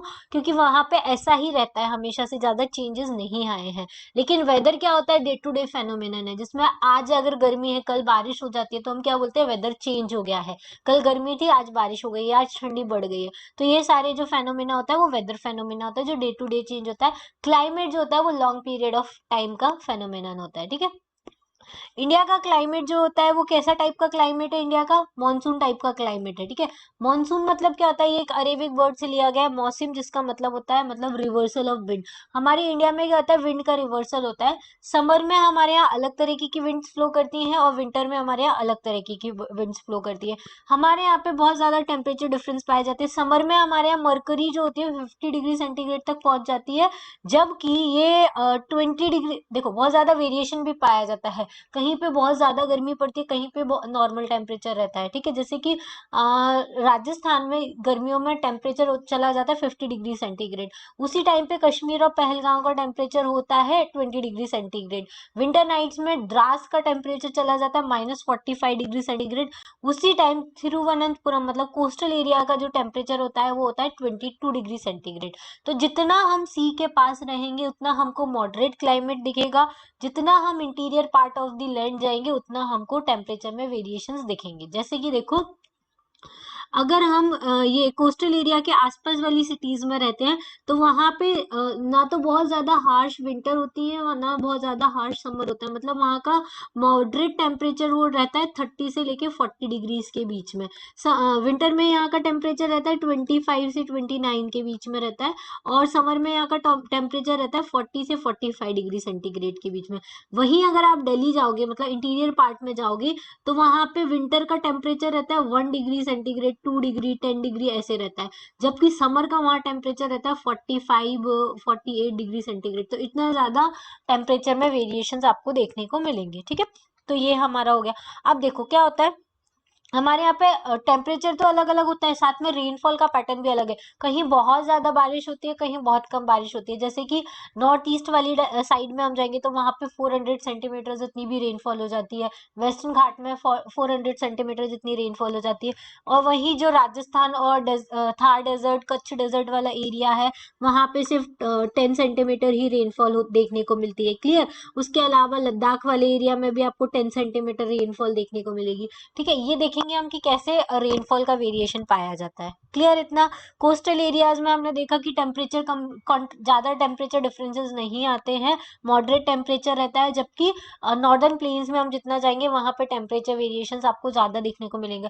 और जैसा टेम्परेचर वेरिएशंस होते हैं वैसे ही वहां की फूड हैबिट्स भी चेंज होती है। अब क्लाइमेटिक कंट्रोल, क्लाइमेट किस पे डिपेंड करता है, लैटिट्यूड पे डिपेंड करता है। लैटिट्यूड मतलब आपने देखा होगा कि हमारा अर्थ ऐसा है, बीच में से इक्वेटर जाता है। इक्वेटर पे क्या होती है, इक्वल डे इक्वल नाइट होती है, मतलब ज्यादा गर्मी का ही सीजन रहता है। फिर उसके ऊपर ट्रॉपिक ऑफ कैंसर और ट्रॉपिक ऑफ ये हीट सरप्लस सीजन है, यहाँ पे गर्मी ज्यादा पड़ती है। उसके बाद ऊपर आप जाएंगे तो क्या होता है, पोलर रीजन वाली साइड ठंडी बढ़ती जाती है। तो लैटिट्यूड के ऊपर बहुत ज्यादा डिपेंड कर रहा है क्लाइमेटिक कंडीशन। दूसरा होता है एल्टीट्यूड, मतलब ये हमारा लैंड है, इससे अगर हम हाइट पे जाएंगे, जितना हाइट पे जाएंगे उतना हमारा टेम्परेचर कम होता जाएगा। क्यों कम होता जाएगा? क्योंकि एयर रेरिफाई हो जाएगी, लेस डेंस हो जाएगी, इस वजह से टेम्परेचर वहां का कम हो जाएगा। जैसे कि अगर हम हिल स्टेशन पे जाते हैं तो वहां का टेम्परेचर कम होता है। प्रेशर एंड विंड सिस्टम हमारे यहाँ पे, अब विंड सिस्टम चेंज होता है। समर में हमारे यहाँ पे सी से लैंड की तरफ विंड्स ब्लो करती हैं, और विंटर में लैंड से सी की तरफ विंड्स ब्लो करती हैं। इसके वजह से भी हमारे यहाँ पे टेम्परेचर डिफरेंसेस देखने को मिलते हैं, ठीक है। सी का डिफरेंस, डिस्टेंस फ्रॉम दी सी के जितने पास रहोगे उतना मॉडरेट टेम्परेचर आपको देखने मिलेगा, जितना आप अंदर जाओगे उतनी एक्सट्रीम वेदर कंडीशन मिलेंगी, ठीक है। ओशियन करंट्स, अगर वहां से वार्म ओशियन करंट फ्लो कर रहा है तो वार्म इफेक्ट देगा, कोल्ड ओशियन करंट फ्लो कर रहा है तो cold current, cold cooling effect देगा। रिलीफ फीचर्स माउंटेन्स पे अलग रहता है, प्लेट्यूज में अलग रहेगा, प्लेन्स में अलग रहेगा। ये सारी चीजें हैं। क्लियर? अब इंडियन मानसून क्या होता है, ये देखो, अब हम इसको यहाँ पे डिटेल में देखेंगे। इंडियन मानसून, इंडियन मानसून समझने के पहले आपको दो चीज समझनी है कि विंड्स हमेशा जो है वो हाई प्रेशर से किधर की साइड मूव करेगी, लो प्रेशर की तरफ मूव करती है, ठीक है। दूसरा, जब हाई टेम्परेचर रहता है, हाई टेम्परेचर रहता है तब क्या रहता है, लैंड, अच्छा इसके हाई प्रेशर से लो प्रेशर मूव करती है। उसके अलावा आपको लैंड और वाटर की भी प्रॉपर्टी पता होनी चाहिए। लैंड की प्रॉपर्टी होती है कि वो जितनी जल्दी गर्म होता है उतनी जल्दी ठंडा हो जाता है। वाटर की प्रॉपर्टी होती है कि वो धीरे धीरे गर्म होता है फिर धीरे धीरे ठंडा होता है, ठीक है। ये दो कंडीशन आपको याद रखनी है, इसके हिसाब से आप इंडिया का मानसून समझिए। जब हाई टेम्परेचर कंडीशन होती है, मतलब समर सीजन चल रहा है इंडिया में, तो इंडिया का लैंड कैसा रहेगा, हॉट रहेगा। जब हमारा लैंड हॉट रहेगा तो उसके आसपास वाली जो एयर होगी वो भी हॉट हो जाएगी। हॉट हो जाने की वजह से वो हल्की हो जाएगी, हल्की हो जाएगी तो किधर मूव करेगी, ऊपर की साइड मूव करेगी, तो नीचे क्या हो जाएगी, एयर नहीं रहेगी, तो एयर का प्रेशर भी कम रहेगा। तो क्या बनेगा, हाई टेम्परेचर की कंडीशन में लो प्रेशर की कंडीशंस बनती है, ठीक है। अब विंटर सीजन में क्या रहता है, लो टेम्परेचर रहता है। लो टेम्परेचर क्यों होगा, क्योंकि हमारी अर्थ के रोटेशन की वजह से हमको अपेरेंट मूवमेंट होगा सन का, कि हमको लगेगा कि जो सन है वो अब किधर जा रहा है, नॉर्थवर्ड, साउथवर्ड साइड जा रहा है, या नॉर्थवर्ड साइड, सॉरी, देखो, ट्रॉपिक ऑफ कैंसर से ऊपर वाली साइड जाएगा तो वहां पे कैसा मूव फील होगा हमको, ठंडा फील होने लग जाएगा, ठीक है। उत्तरायण मतलब क्या होता है, समर हमारा उत्तर की तरफ मूव करने लग गया, मतलब अब हमारे यहाँ पे समर सीजन स्टार्ट हो गया है, ठीक है। तो जब लो टेम्परेचर की कंडीशन होगी तो उस टाइम पे क्या होगा, जो हमारा लैंड है वो ज्यादा गर्म नहीं होगा, ठंडा ही रहेगा। ठंडा रहेगा तो इसके आसपास की एयर है वो भी ठंडी रहेगी। ठंडी रहेगी तो ठंडी एयर कैसी होती है, हैवी होती है। हैवी होने की वजह से वो नीचे की तरफ सिंक करेगी, सिंक करेगी तो एक प्रेशर डेवलप करेगी, जिसके वजह से लैंड पे कैसा प्रेशर बन जाएगा, हाई प्रेशर कंडीशन बन जाएगी, ठीक है। ये दो चीज हो गई। अब देखो, ये जो डायग्राम है ये क्या बताता है, जनवरी के मंथ में, जनवरी के मंथ में हमारे यहाँ पे क्या होता है, ठंडा होता है। ठंडा होता है तो मतलब यहाँ पे लो टेम्परेचर कंडीशन है, लो टेम्परेचर कंडीशन है मतलब हाई प्रेशर कंडीशन बनेगी, क्योंकि हमारी एयर ठंडी होगी और नीचे की साइड सिंक करेगी। तो ये सिंक करने की वजह से फिर क्या करेगी, ये अब वहां तो रह नहीं सकती, लैंड पे स्ट्राइक कर करके इधर उधर डाइवर्ज करेगी, तो डाइवर्ज होती है, ठीक है। जो ठंडी एयर होती है वो डाइवर्जिंग एयर होती है, तो हाई प्रेशर कंडीशन में डाइवर्जिंग कंडीशन बनेगी। अब एयर कहाँ से कहाँ फ्लो होगी, हाई प्रेशर से लो प्रेशर की तरफ, तो यहाँ पे लो प्रेशर होगा, क्यों, क्योंकि यहाँ ओशियन है। ओशियन क्या होगा, लैंड के कंपैरिजन में कम हीट अप होगा, कम ठंडा होगा, कम ठंडा होगा, तो यहाँ पे लो प्रेशर कंडीशंस होगी। इस वजह से हाई प्रेशर से लो प्रेशर की तरफ मूव करेंगी विंड्स। तो विंटर सीजन में क्या होगा, विंड्स हमारे यहाँ से रिवर इस डायरेक्शन में ब्लो करेंगे। अब ये विंड्स जो है वो कैसी है, ड्राई विंड्स है, क्यों, क्योंकि यहाँ पे कोई मॉइस्चर उठाने के लिए ओशियन नहीं है, तो ड्राई विंड्स होती है। इस वजह से विंटर में क्या होता है, हमारी स्किन ड्राई होने लग जाती है, क्योंकि विंड में मॉइस्चर नहीं होता है। विंड में मॉइस्चर नहीं होता है तो हमको एक्स्ट्रा मॉइस्चराइजर की जरूरत पड़ती है, क्योंकि हमारी स्किन ड्राई होने लग जाती है, ठीक है। दूसरी कंडीशन आती है समर सीजन में। समर सीजन में क्या होता है, जब मार्च अप्रैल मई जून इसका टाइम होता है, तब हमारी इंडिया में कैसा कंडीशन बनता है, हाई टेम्परेचर का कंडीशन बनता है, क्योंकि सन की सीधी रेज पड़ती है ट्रॉपिक ऑफ कैंसर पे, ठीक है। इस वजह से यहाँ पे हाई टेम्परेचर कंडीशन बनेगी। हाई टेम्परेचर होने की वजह एयर हल्की हो जाएगी, हल्की हो जाएगी, ऊपर अपलिफ्ट करेगी तो कैसी कंडीशन बना लेगी, लो प्रेशर कंडीशन बना लेगी। वहीं ओशियन में क्या होगा, लैंड के कंपैरिजन में ओशियन कम गर्म होगा तो यहाँ पे हाई प्रेशर कंडीशंस होंगी। तो अब हमारी यहाँ पे विंड्स कैसे ब्लो करने लग जाएंगी, हाई प्रेशर से लो, मतलब ओशियन से लैंड की तरफ ब्लो करने लगेगी।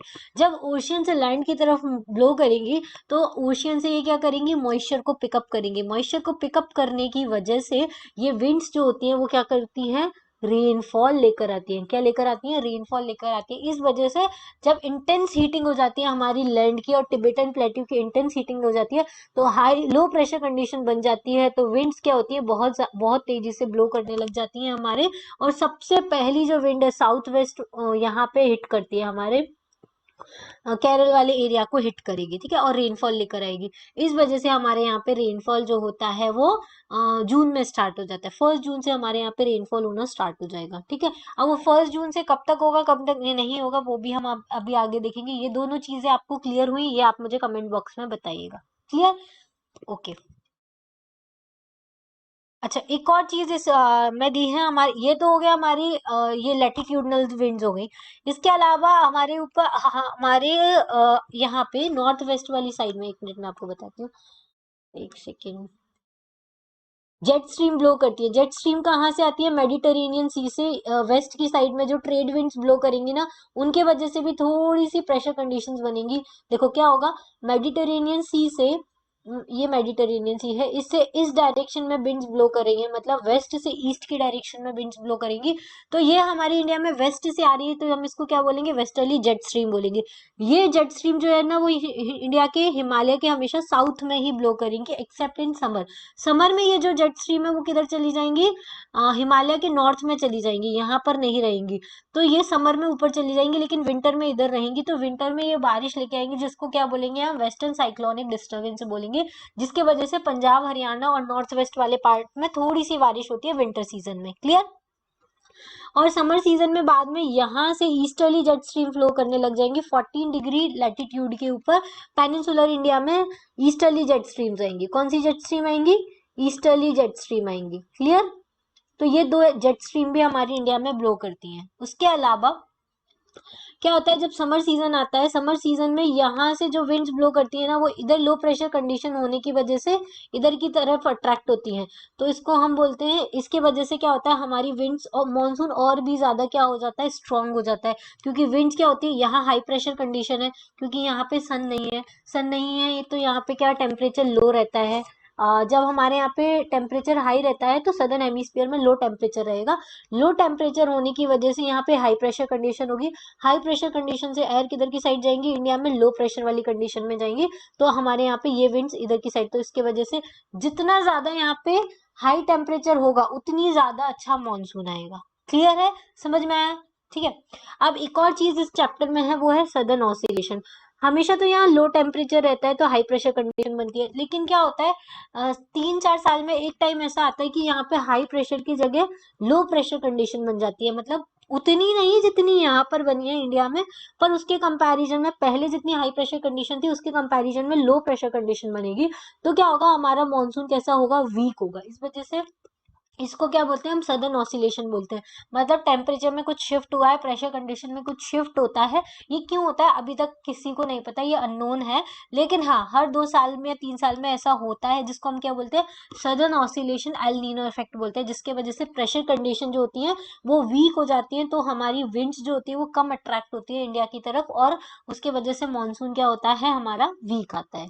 क्लियर? चलिए, ये सारा हम लोगों ने डिस्कस कर लिया है। उसके अलावा अब हमारी इंडिया में कैसे मॉनसून सीजन आता है उसके बारे में हम देखेंगे। देखो, ठीक है। अब देखो, एडवांसिंग मॉनसून हमारे यहाँ पे देखो 3-4 सीजन होते हैं। एक होता है समर सीजन, एक होता है विंटर सीजन, तीसरा होता है एडवांसिंग मॉनसून और चौथा है रिट्रीटिंग मॉनसून। जब हमारे यहाँ पे क्या होता है, समर सीजन स्टार्ट होता है। समर सीजन का टाइम होता है मेनली मार्च से लेके अप्रैल लास्ट तक। अप्रैल लास्ट तक हमारे यहाँ पे समर सीजन रहता है। समर सीजन में हमारे यहाँ पे बहुत ज्यादा हॉट वेदर कंडीशन हो जाती है, मतलब कि हॉट टेम्परेचर रहता है, हाई टेम्परेचर रहता है। हाई टेम्परेचर होने की वजह से इंडिया में क्या हो जाएगा? लो प्रेशर कंडीशन बनेगी। लो प्रेशर कंडीशन बनने की वजह से अब हमारे यहाँ पे क्या होगा? इस साइड विंड्स ब्लो करना स्टार्ट करेंगे, हाई प्रेशर से लो प्रेशर की तरफ। ठीक है। तो ये ही विंड्स के वजह से जून में क्या होता है? रेनफॉल होता है। तो 1 जून को ये जो साउथ वेस्ट मानसून आएगा वो इधर इस डायरेक्शन में आएगा, और सबसे पहले कहाँ हिट करेगा? थिरुवनंतपुरम, मतलब केरल में हिट करेगा। जब ये मानसून विंड्स इधर से आएंगी तो ये दो डायरेक्शन में डिवाइड हो जाएंगी। एक मानसून विंड जो कि साउथ वेस्ट में चली जाएगी, और एक विंड का जो डायरेक्शन है वो इधर की साइड जाएगा, बे ऑफ बंगाल की साइड। ठीक है, जिसको हम बे ऑफ बंगाल ब्रांच बोलेंगे, और ये साउथ वेस्ट को हिट करेगी उसको हम क्या बोलेंगे? अरेबियन ब्रांच बोलेंगे। ठीक है। तो 1 जून को ये कहाँ पे हिट करेगी? केरल को हिट करेगी। फिर ये नॉर्थवर्ड मूवमेंट करेगी और मुंबई को हिट करेगी 10 जून को। उसके बाद और ये मूवमेंट करेगी, और ये किधर हिट करेगी? एक सेकेंड, उसको इरेज कर दूं। और मूव करेगी आगे जाके, और आगे हिट करेगी। क्लियर? यहाँ पे जाके ऐसे नॉर्थ की साइड मूव करती जाएगी। और दूसरी जो ब्रांच है वो है हमारी बे ऑफ बंगाल ब्रांच, जो किधर जाके हिट करेगी? नॉर्थ ईस्ट वाले पार्ट में हिट करेगी। तो पूरे नॉर्थ ईस्ट में यहाँ पे बारिश होगी। नॉर्थ ईस्टर्न वाले पार्ट में, जैसे मेघालय हुआ, आसाम हुआ, इधर सब बारिश होगी। और ये माउंटेन से टकरा कर किधर की साइड मूव करने लग जाएगी? वेस्टर्न साइड में मूव करने लग जाएगी। ठीक है। तो ये विंड्स भी वेस्ट साइड में मूव करेगी और रेनफॉल लेते हुए आएगी, और इधर की साइड एडवांस करेगी। और 1 जुलाई तक ये जो है वो पंजाब हरियाणा तक पहुंच जाएगी, और उसके अलावा फिर ये कश्मीर में भी पहुंच जाएगी। ठीक है। तो यहाँ पे तो क्या होगा, लेकिन राजस्थान और ये गुजरात का ये वाला जो पार्ट है जहाँ पे ये 15 जुलाई को पहुंचेगी तो वहां बहुत कम बारिश लेके आएगी। ऑलमोस्ट 10 सेंटीमीटर रेनफॉल या 50 सेंटीमीटर तक ही रेनफॉल वहां पर होगा। क्यों? क्योंकि ये विंड्स जो होती है वो अपने साथ मॉइस्चर लेके आती है। मॉइस्चर तो उनका सारा यहाँ पर ही खत्म हो जाता है। सबसे ज्यादा रेनफॉल जो होगा वो वेस्टर्न घाट वाली साइड पे होगा। फिर जैसे जैसे ऊपर की साइड जाएंगी एमपी में, इधर फिर इधर इधर थोड़ा रेनफॉल होगा। उसके अलावा जब यहाँ पर पहुंचेंगे तो विंड्स में मॉइस्चर ऑलमोस्ट खत्म सा हो जाएगा, इस वजह से कम रेनफॉल आएगा। सेम यहाँ बे ऑफ बंगाल वाली ब्रांच के साथ होगा। नॉर्थ ईस्ट में तो वो बहुत ज्यादा बारिश करेंगे क्योंकि बहुत ज्यादा भी मॉइस्चर भरा हुआ है। फिर वो इधर की साइड जाएंगे तो यहाँ पे मॉडरेट रेनफॉल होगा 100 से 200 सेंटीमीटर की तरफ। फिर और इधर जाएंगे तो इधर इनका भी मॉइस्चर क्या हो जाएगा, खत्म हो जाएगा। इसलिए लद्दाख वाले रीजन में भी इनके पास मॉइस्चर नहीं बचेगा और यहाँ पे क्या होगा, कम रेनफॉल देखने को मिलेगा। ठीक है, तो अब ये तो हो गया हमारा एडवांसिंग मॉनसून। अब क्या होगा, फिर इसके बाद आएगा जून से सितंबर तक क्या चलेगा, हमारा मॉनसून सीजन चलेगा। मॉनसून सीजन चलेगा, उसके बाद सितंबर में क्या होने लग जाएगा, लो प्रेशर कंडीशन चेंज होके हाई प्रेशर कंडीशन में बदलने लग जाएगी, क्योंकि टेम्परेचर क्या होने लग जाएगा, सन के मूवमेंट की वजह से कम होने लग जाएगा। अब हमारे यहाँ पे उतना हाई टेम्परेचर नहीं रहेगा, जिसकी वजह से मॉनसूनल विंड्स अट्रैक्ट हो रही हैं। तो क्या होने लग जाएगा, टेम्परेचर ज्यादा सॉरी कम होने लग जाएगा। टेम्परेचर कम होने लग जाएगा तो हाई प्रेशर कंडीशन बनेगी। हाई प्रेशर कंडीशन बनेगी तो ये जो विंड्स इस डायरेक्शन में जा रही थी, अब वो रिवर्स डायरेक्शन में जाने लग जाएंगी। ठीक है, मतलब रिवर्स डायरेक्शन मतलब एक सेकेंड, सॉरी सॉरी, पहले जो विंड्स इस डायरेक्शन में जा रही थी ना, अब वो इस डायरेक्शन में जाने लग जाएंगी, तो रिट्रीट होने लग जाएंगी, वापस आने लग जाएंगी, लैंड से ओशियन की तरफ ब्लो होने लग जाएंगी विंटर सीजन आने की वजह से। तो क्या हो जाएगा, हमारा विंड्स के डायरेक्शन का रिवर्सल हो जाएगा, जिसको रिवर्सल ऑफ विंड्स बोलते हैं। तो इसके वजह से रिट्रीटिंग मानसून स्टार्ट हो जाएगा। इसलिए आपने देखा होगा सितंबर के टाइम पे ठंडी हवाएं जो होती हैं, ठंडी हवाएं नहीं, मतलब हमारे यहाँ पे ड्राई एयर ब्लो करने लग जाती है। ड्राई एयर की वजह से हमारा जो बॉडी का मॉइस्चर होता है वो कम होने लग जाता है, इसलिए हम मॉइस्चराइजर का ज्यादा यूज करते हैं। अब देखो ये रिट्रीटिंग मानसून है, 1 सितंबर से 15 सितंबर से यहाँ से विड्रॉल होने लग जाएगा। फिर ये अक्टूबर में यहाँ से विड्रॉल हो जाएगा, और 15 अक्टूबर तक जो नॉर्थ वाला पार्ट है पेनिनसुलर इंडिया का, वहां से पूरा का पूरा विड्रॉल हो जाएगा। ये वाली ब्रांच यहाँ से विड्रॉल करेगी और ये वाली ब्रांच यहाँ से विड्रॉल होना स्टार्ट हो जाएगा। अब क्या होगा, जब 15 नवंबर का टाइम आएगा जब ये विंड्स विड्रॉल कर रही होंगी, तो ये यहाँ से क्या करेंगी, बे ऑफ बंगाल से थोड़ा सा मॉइस्चर उठा लेंगी। इस वजह से तमिलनाडु वाला जो पार्ट है वहां पे विंटर में रेनफॉल लेकर आएगी। क्लियर है? तो विंटर में रेनफॉल आएगा और 15 दिसंबर तक ये पूरी इंडिया को छोड़ देगा। विंटर में रेनफॉल आएगा, नवंबर टू अक्टूबर से दिसंबर के बीच में विंटर में रेनफॉल आता है। कहाँ पर? हमारे तमिलनाडु में। और लक्षद्वीप आइलैंड्स और अंडमान निकोबार आइलैंड में ये विंड्स जो होती है सबसे पहले एंटर करती है, मतलब अप्रैल लास्ट में ये एंटर कर जाती है। Sorry, April May June, sorry, May last, not May first और अप्रैल लास्ट, इधर ये एंटर कर जाती हैं। और छोड़ती कब है? दिसंबर में छोड़ती है। तो सबसे पहले मॉनसूनल विंड्स आती हैं लक्षद्वीप और अंडमान निकोबार आइलैंड में, और सबसे लास्ट में उसको छोड़ती हैं। तो ये हो गया रिट्रीटिंग मॉनसून। रिट्रीटिंग मॉनसून में ये विंड्स का रिवर्सल होना स्टार्ट हो गया। अब क्या हो जाएगा, टेम्परेचर और भी कम हो जाएगा, लो टेम्परेचर हो जाएगा, क्योंकि विंटर सीजन स्टार्ट हो गया। विंटर सीजन स्टार्ट हो गया तो बहुत ज्यादा लो टेम्परेचर होगा और हाई प्रेशर कंडीशन बनेगी। हाई प्रेशर कंडीशन बनेगी तो वापस से विंड्स क्या होंगी, सारी की सारी इस डायरेक्शन में फ्लो होने लग जाएंगी। और विंटर सीजन कब से कब तक रहेगा हमारा? नवंबर से लेके फरवरी तक लगेगा। फिर मार्च में वापस से इंटेंस हीटिंग होने लग जाएगी। हीटिंग होगी तो अप्रैल मई तक अच्छी खासी हीटिंग हो जाएगी। फिर वापस से क्या आने लग जाएगी, हमारी मॉनसूनल विंड्स आने लग जाएंगे। तो इस तरीके से हमारा इंडिया का मॉनसून चलता है। ठीक है, तो इस तरीके से हमारे यहाँ पे 4 सीजन आते हैं, और चारों सीजन में क्या होता है, हमारे यहाँ पे इंडिया में रेनफॉल चारों सीजन में अलग अलग कंडीशन होती है। क्लियर? अब देखो कहाँ कहाँ ज्यादा रेनफॉल होती है। तो वेस्टर्न घाट में बहुत ज्यादा रेनफॉल आपको देखने को मिलेगी, और नॉर्थ ईस्ट वाले पार्ट में भी आपको रेनफॉल ज्यादा देखने को मिलेगी। एक मिनट, इसके नीचे भी एक है, हाँ ये आप इसमें देखिए एनुअल रेनफॉल कहाँ पे ज्यादा हो रहा है, कहाँ कम हो रहा है, देखिए वेस्टर्न घाट में बहुत ज्यादा 400 सेंटीमीटर से भी अबव रेनफॉल है इधर नॉर्थ ईस्ट वाली पार्ट में। फिर आप इधर से वेस्ट की साइड मूव करेंगे तो रेनफॉल कम होता जाएगा, यहाँ से भी। अब क्या होगा, ये ईस्टर्न घाट वाला साइड वाला एरिया है ना, वहां पे आपको कम रेनफॉल देखने को मिलेगा क्योंकि वो लीवर्ड साइड में आ जाता है। लीवर्ड साइड मतलब ये कोई माउंटेन है, यहाँ से यहाँ पर विंड्स टकरा रही है तो सारा रेनफॉल किधर हो जाएगा, इधर वाली साइड हो जाएगा। और ये वाला एरिया जो क्या हो जाएगा, सूखा रह जाएगा, उसको लीवर्ड साइड बोलेंगे। इस वजह से यहाँ पर रेनफॉल कम होता है, ये ड्राई एरिया होता है। तो यहाँ का यहाँ पर जो रेनफॉल होता है वो 60 to 100 सेंटीमीटर होता है। फिर चेन्नई में तो विंटर में रेनफॉल हो जाता है, इस वजह से यहाँ पे 100 to 100 सेंटीमीटर देखने को मिलेगा। वेस्टर्न राजस्थान में भी आपको 20 से 40 ही सेंटीमीटर रेनफॉल आपको देखने को मिलेगा। फिर आगे यहाँ पे क्या होता है, थोड़ा रेनफॉल ज्यादा होता है। क्यों होता है, क्योंकि यहाँ पे रिवर्स है। रिवर्स की वजह से जो विंड्स हैं वो थोड़ा मॉइस्चर पिकअप कर लेंगी तो आसपास वाले एरिया में थोड़ी बारिश हो जाएगी। फिर और आगे ऊपर जाएंगे, फिर लद्दाख वाली एरिया में ये लोग कम बारिश करेंगे क्योंकि मॉइस्चर खत्म हो जाएगा। क्लियर। तो ये हो गया हमारा एनुअल रेनफॉल, कहाँ पे ज्यादा होगा कहाँ पे कम होगा। ठीक है। और हमारी इंडिया में सब जगह मानसून वेदर सीजन एक साथ आते हैं, मतलब मानसून सीजन वही स्टार्ट होता है हमारा जून से।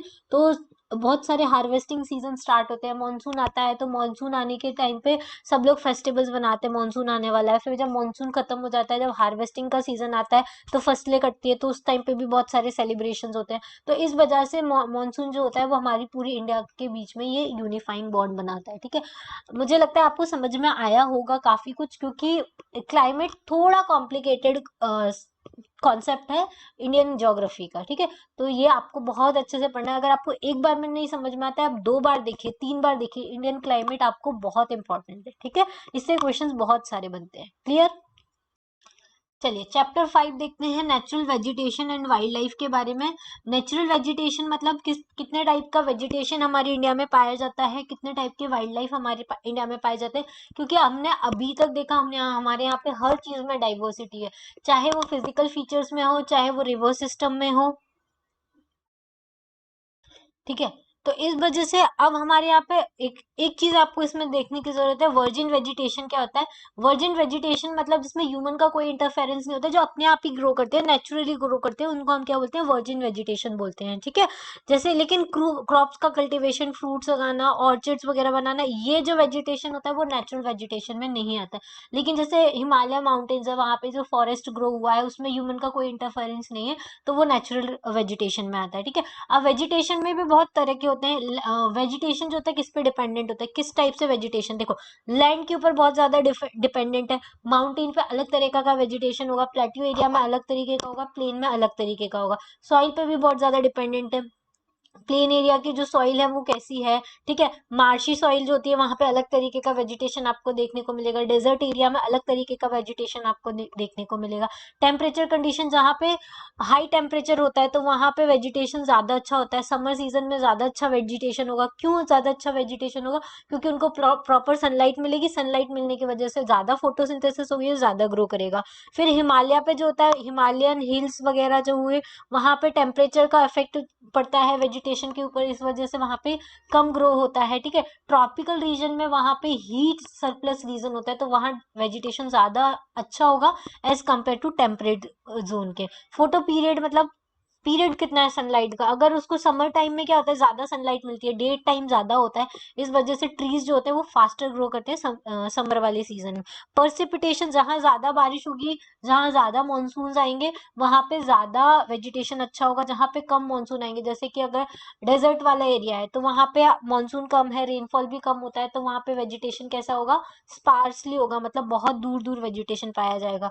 जबकि जो जैसे वेस्टर्न घाट वाला रीजन है, वहां पे बहुत ज्यादा रेनफॉल होता है, 400 सेंटीमीटर से भी ज्यादा होता है, तो वहां पे कैसा पाया जाएगा, थिक फॉरेस्ट पाया जाएगा। क्लियर है। इन सारी चीजों पे डिपेंड करता है। नेक्स्ट जो है वो हमारा ह्यूमस सॉइल, ये तो हो ही गया, हमने देख लिया। उसके अलावा अब देखो, फॉरेस्ट रिपोर्ट 2011-13 के अकॉर्डिंग कहाँ पे ज्यादा वेजिटेशन है, तो पंजाब में आपको नेचुरल फॉरेस्ट कम मिलेंगे। क्यों, क्योंकि वहां पे जो लैंड है वो अधिकतर एग्रीकल्चर में आता है, तो लैंड कम मिलेगा। मिजोरम जो है वो परसेंटेज वाइज सबसे ज्यादा फॉरेस्ट कवर है वहां पर, लेकिन एरिया वाइज जो सबसे ज्यादा कवर है वो मध्य प्रदेश में आता है। ठीक है। जो बच्चे मध्य प्रदेश के एग्जाम की तैयारी कर रहे हैं स्टेट पीसीएस की, उनका नोटिफिकेशन आ गया है। उनका एग्जाम 24 अप्रैल 2022 को को है, देखते हैं 24 को होता है कि नहीं, क्योंकि कोविड के केसेस बढ़ रहे हैं तो मे बी लेट हो जाए, लेकिन ज्यादा चांसेस है कि 24 अप्रैल को हो जाएगा। तो आपको प्रिपरेशन स्टार्ट कर देनी है, जो बच्चे एमपीपीएससी का एग्जाम की प्रिपरेशन कर रहे हैं, ठीक है। और उसके लिए मैं वीडियो भी अपलोड करूंगी, अगर जिस जो भी इंटरेस्टेड है एमपीपीएससी की प्रिपरेशन करने में, मुझे मैसेज कीजिएगा कमेंट बॉक्स में, ठीक है। चलिए, नेक्स्ट है टाइप्स ऑफ वेजिटेशन। तो हमारे इंडिया में कितने टाइप के वेजिटेशन पाए जाते हैं? पहला जो वेजिटेशन है वो ट्रॉपिकल एवरग्रीन फॉरेस्ट है, मतलब जहाँ पे 400 सेंटीमीटर से ज्यादा रेनफॉल होगी वहां पे एवरग्रीन फॉरेस्ट पाया जाएगा, ठीक है। दूसरा है ट्रॉपिकल डेसिडियस, मतलब जहाँ पे 200 से 100 सेंटीमीटर के बीच में जो रेनफॉल होती है वहां पे डेसिडियस फॉरेस्ट पाया जाता है, मतलब ये जो फॉरेस्ट होता है वो अपनी लीव्स को शेड कर देते हैं एक टाइम पीरियड में, समर वाले टाइम पे, तो वहां पे डेसिडियस देगा। फिर वापस जब मानसून आता है तो वापस ग्रीन हो जाते हैं, तो इसको डेसिडियस फॉरेस्ट बोलते हैं। थॉर्नी फॉरेस्ट डेजर्ट वाले एरिया में मिलेंगे, माउंटेन फॉरेस्ट माउंटेन वाले एरिया में मिलेंगे, मैंग्रोव फॉरेस्ट कोस्टल एरियाज में आपको देखने को मिलेंगे। क्लियर है? तो ट्रॉपिकल एवरग्रीन जो फॉरेस्ट है वो जहाँ पे हेवी रेनफॉल होता है, जैसे कि वेस्टर्न घाट हो गया, लक्षद्वीप हो गया, अंडमान निकोबार हो गया, आसाम हो गया, तमिलनाडु कोस्ट हो गया, इन सब जगह आपको देखने को मिलेगा जहाँ पे 200 सेंटीमीटर से ज्यादा रेनफॉल होता है, ठीक है। यहाँ पे जो ट्रीज होती है उनकी हाइट कितनी होती है? 60 मीटर और उससे भी ज्यादा हो सकती है। यहाँ पे वार्म एंड वेट क्लाइमेट रहता है, और यहाँ पे ट्री शर्ब सब मिलते हैं, और ट्रीज की कोई डेफिनेट टाइम नहीं होता वो कब अपनी लीव्स को शेड करेंगी, इस वजह से यहाँ पे ये एवरग्रीन दिखते हैं। कैसे दिखते हैं? एवरग्रीन दिखते हैं। देखो आप इस फोटो में देख सकते हैं, ये है इंडिया का मैप जहाँ पे किस टाइप का वेजिटेशन होता है। देखो, वेस्टर्न घाट में एवरग्रीन वेजिटेशन है, नॉर्थ ईस्ट वाले पार्ट में भी एवरग्रीन वेजिटेशन है। फिर डेसिडियस इससे अंदर की साइड आप जाएंगे क्योंकि रेनफॉल कम होता है, हमने देखा अभी क्लाइमेट में, तो यहाँ पे कैसा वेजिटेशन होगा? डेसिडियस फॉरेस्ट होगा, मतलब ये एक पर्टिकुलर टाइम में अपनी लीव्स को शेड करेंगे। फिर अगर हम इधर वेस्टर्न साइड पे जाएंगे तो यहाँ पे रेनफॉल कम होता है, इस वजह से यहाँ थॉर्नी फॉरेस्ट आपको देखने को मिलेगा। ये यहाँ पे और यहाँ पे माउंटेन्स है, इस वजह से माउंटेन फॉरेस्ट आपको देखने को मिलेगा। और ये जहाँ पे भी डेल्टा फॉर्म होते हैं, मतलब रिवर्स जो होती है वो डेल्टा बनाती है, वहां पे आपको मैंग्रोव फॉरेस्ट देखने को मिलेगा। और ट्रॉपिकल थॉर्न फॉरेस्ट ये हमने देख ही लिया है, ये डेजर्ट वाले एरिया में आपको थॉर्नी फॉरेस्ट देखने को मिलेगा। क्लियर है इतना? चलिए, ट्रॉपिकल डेसिडुअस फॉरेस्ट के बारे में हम देख लेते हैं कि उसमें किस टाइप का होता है। देखो, कोई भी एरिया जहाँ पे 200 सेंटीमीटर से 70 सेंटीमीटर तक रेनफॉल होता है वहां पे ट्रॉपिकल डेसिडुअस फॉरेस्ट पाया जाता है। ये दो तरह के होते हैं, एक ड्राई डेसिडुअस होता है, एक वेट डेसिडुअस होता है। वेट डेसिडुअस जिसमें कंपैरेटिवली ज्यादा बारिश होती है, ड्राई डेसिडुअस में कम होती है। वेट डेसिडुअस में 200 से 100 सेंटीमीटर रेनफॉल होता है, और ये mainly eastern part of the country में, नॉर्थ ईस्टर्न स्टेट्स में, और फुटहिल्स ऑफ द हिमालय में, झारखंड, वेस्ट उड़ीसा, छत्तीसगढ़, इन सारे एरिया में ही पाया जाता है। यहाँ की जो मेन ट्रीज होती है वो टीक होती है, most dominant species of the forest. उसके अलावा बैम्बू, साल, शीशम, सैंडलवुड, खैर, कुसुम, अर्जुन, मलबरी, ये सारी सीड्स पाई जाती हैं, ठीक है। उसके बाद ड्राई डेसिडियस फॉरेस्ट में क्या होता है? 100 सेंटीमीटर से 70 सेंटीमीटर तक रेनफॉल होता है। यहाँ की जो मेन ट्रीज होती है वो भी टीक, साल, पीपल और नीम होती है, ठीक है। उसके अलावा यहाँ पे जो कॉमन एनिमल मिलता है वो lion, tiger, pig, deer and elephant मिलता है। एवरग्रीन फॉरेस्ट में कि देखो हम लोगों ने ये छूट गई थी, इंपॉर्टेंट ट्रीज होती है ebony, mahogany, rosewood, rubber and सिंचोना।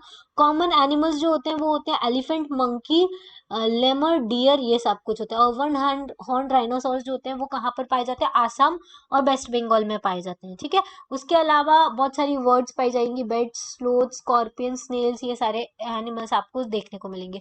Thorny forest and scrubs में क्या होता है? जहाँ पे लेस देन 70 सेंटीमीटर रेनफॉल होता है वहां पे ये वेजिटेशन पाया जाता है।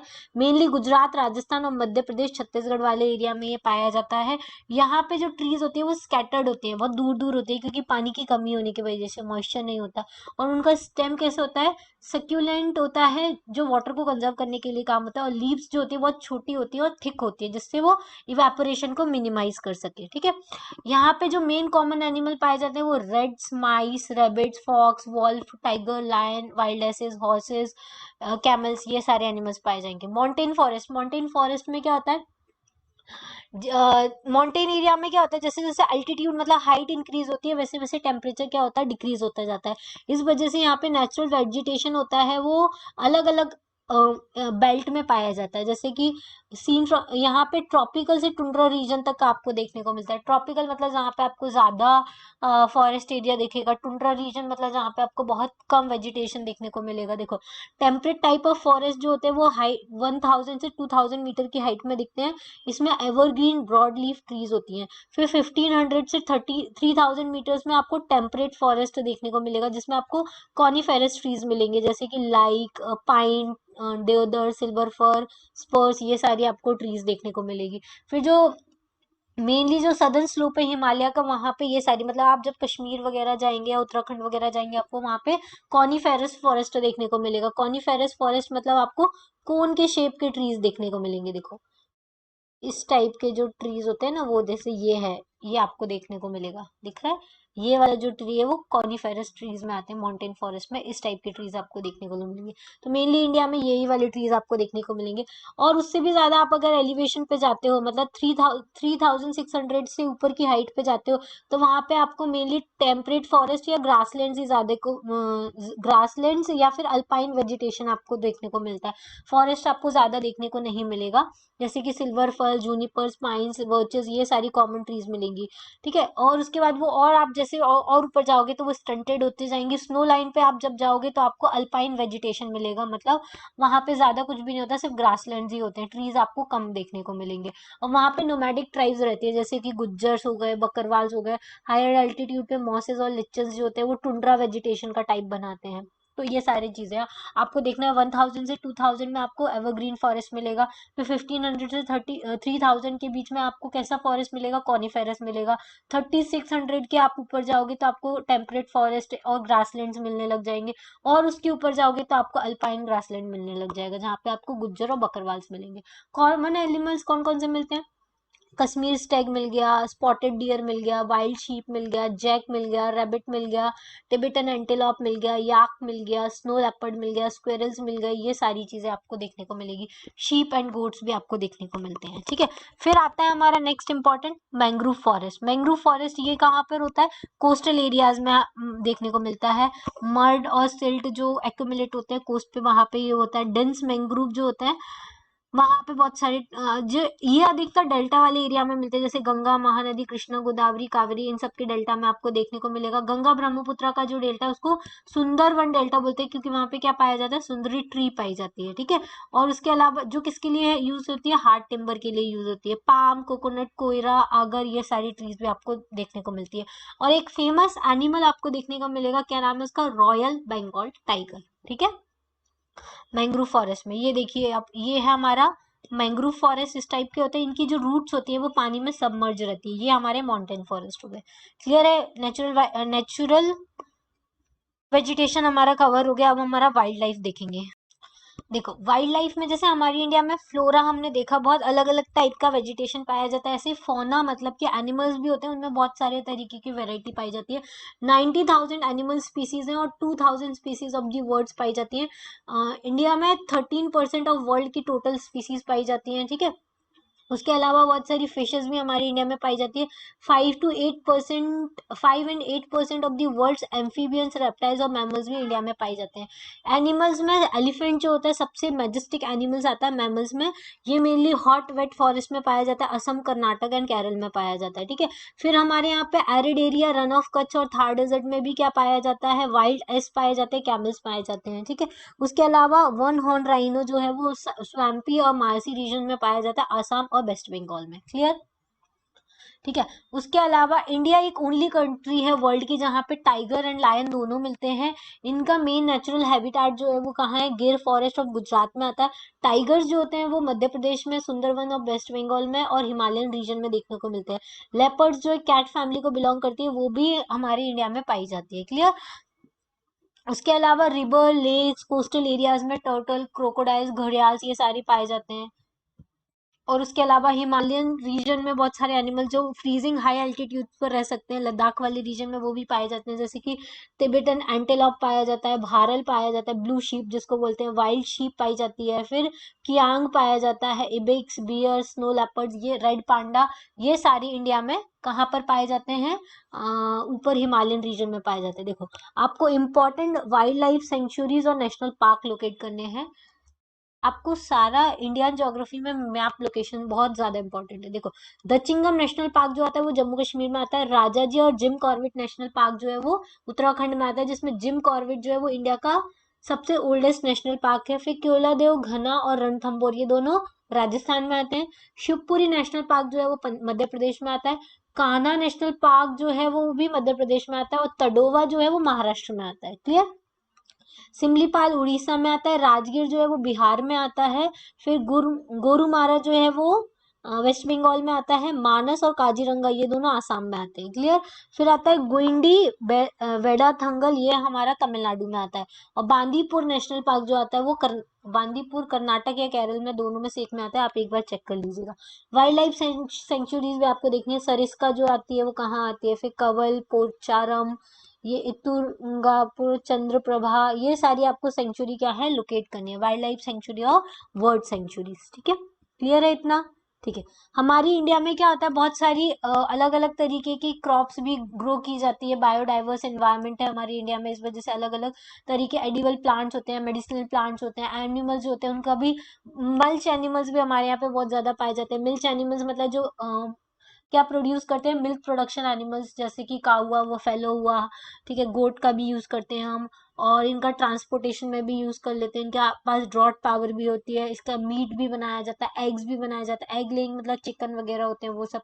और फिश होती है, फिश का भी यूज किया जाता है, ये न्यूट्रिशन प्रोवाइड करती है। ठीक है, अलग अलग वेजिटेशन क्रॉप्स उगाई ग्रो की जाती है। उसके अलावा हमारे यहाँ पे हर स्पीसीज का एक पर्टिकुलर रोल होता है इकोसिस्टम में, कंजर्वेशन करने के लिए एसेंशियल होता है। जैसे कि मान लो वल्चर है, वल्चर क्या करते हैं, हमारे एनवायरनमेंट को क्लीन रखने में, जो भी डिकेड मैटर है या डेड बॉडीज है उसको क्या करते हैं, उसको उसके ऊपर फीड करके एनवायरनमेंट को क्लीन करने का काम करते हैं। तो हर ह्यूमन बीइंग्स के अलावा हर एनिमल्स का क्या होता है, अपना एक रोल होता है इकोसिस्टम में, तो सबको कंजर्व करना जरूरी होता है। ठीक है, अब हमारी इंडिया ने, गवर्नमेंट ने बहुत सारे ऐसे प्लान्स बनाए जिसमें एनिमल्स को, ये फ्लोरा एंड फोना को कंजर्व किया जा सके। तो 18 बायोस्फीयर रिजर्व जो है वो इंडिया में बनाए गए हैं फ्लोरा एंड फोना को प्रोटेक्ट करने के लिए। उसमें से 10 जो है वो किस में आते हैं, हमारे world UNESCO biosphere reserve network में आते हैं। जैसे कि सुंदरबन हुआ, नंदा देवी हुआ, gulf of Mannar, Nilgiri, Nokrek, great Nicobar, Manas, Simlipal, Pachmarhi, Achanakmar, Amarkantak, ये सारे किस में आते हैं, यूनेस्को के वर्ल्ड नेटवर्क में आते हैं। अभी पन्ना भी आता है। ठीक है, लेटेस्ट ऐड हुआ है। ये लिस्ट हर साल अपडेट होती है, तो आप जो भी नया अपडेट हुआ है वो उसको ऐड कर सकते हैं और अपने नोट्स में लिख सकते हैं। 18 बायोस्फीयर रिजर्व कौन कौन से, Sundarbans, gulf of Mannar, Nilgiri, Nanda Devi, Nokrek, great Nicobar, Manas, Simlipal, Dihang, Dibang, Dibru Saikhowa, Agasthyamalai, Kanchenjunga, Pachmarhi और अचानक मार, अमरकंटक। ये अचानक मार, अमरकंटक एमपी में आता है। आपको ये सारे जो 18 बायोस्फीयर रिजर्व है इनको अपने एटलस में लोकेट करना है। क्लियर।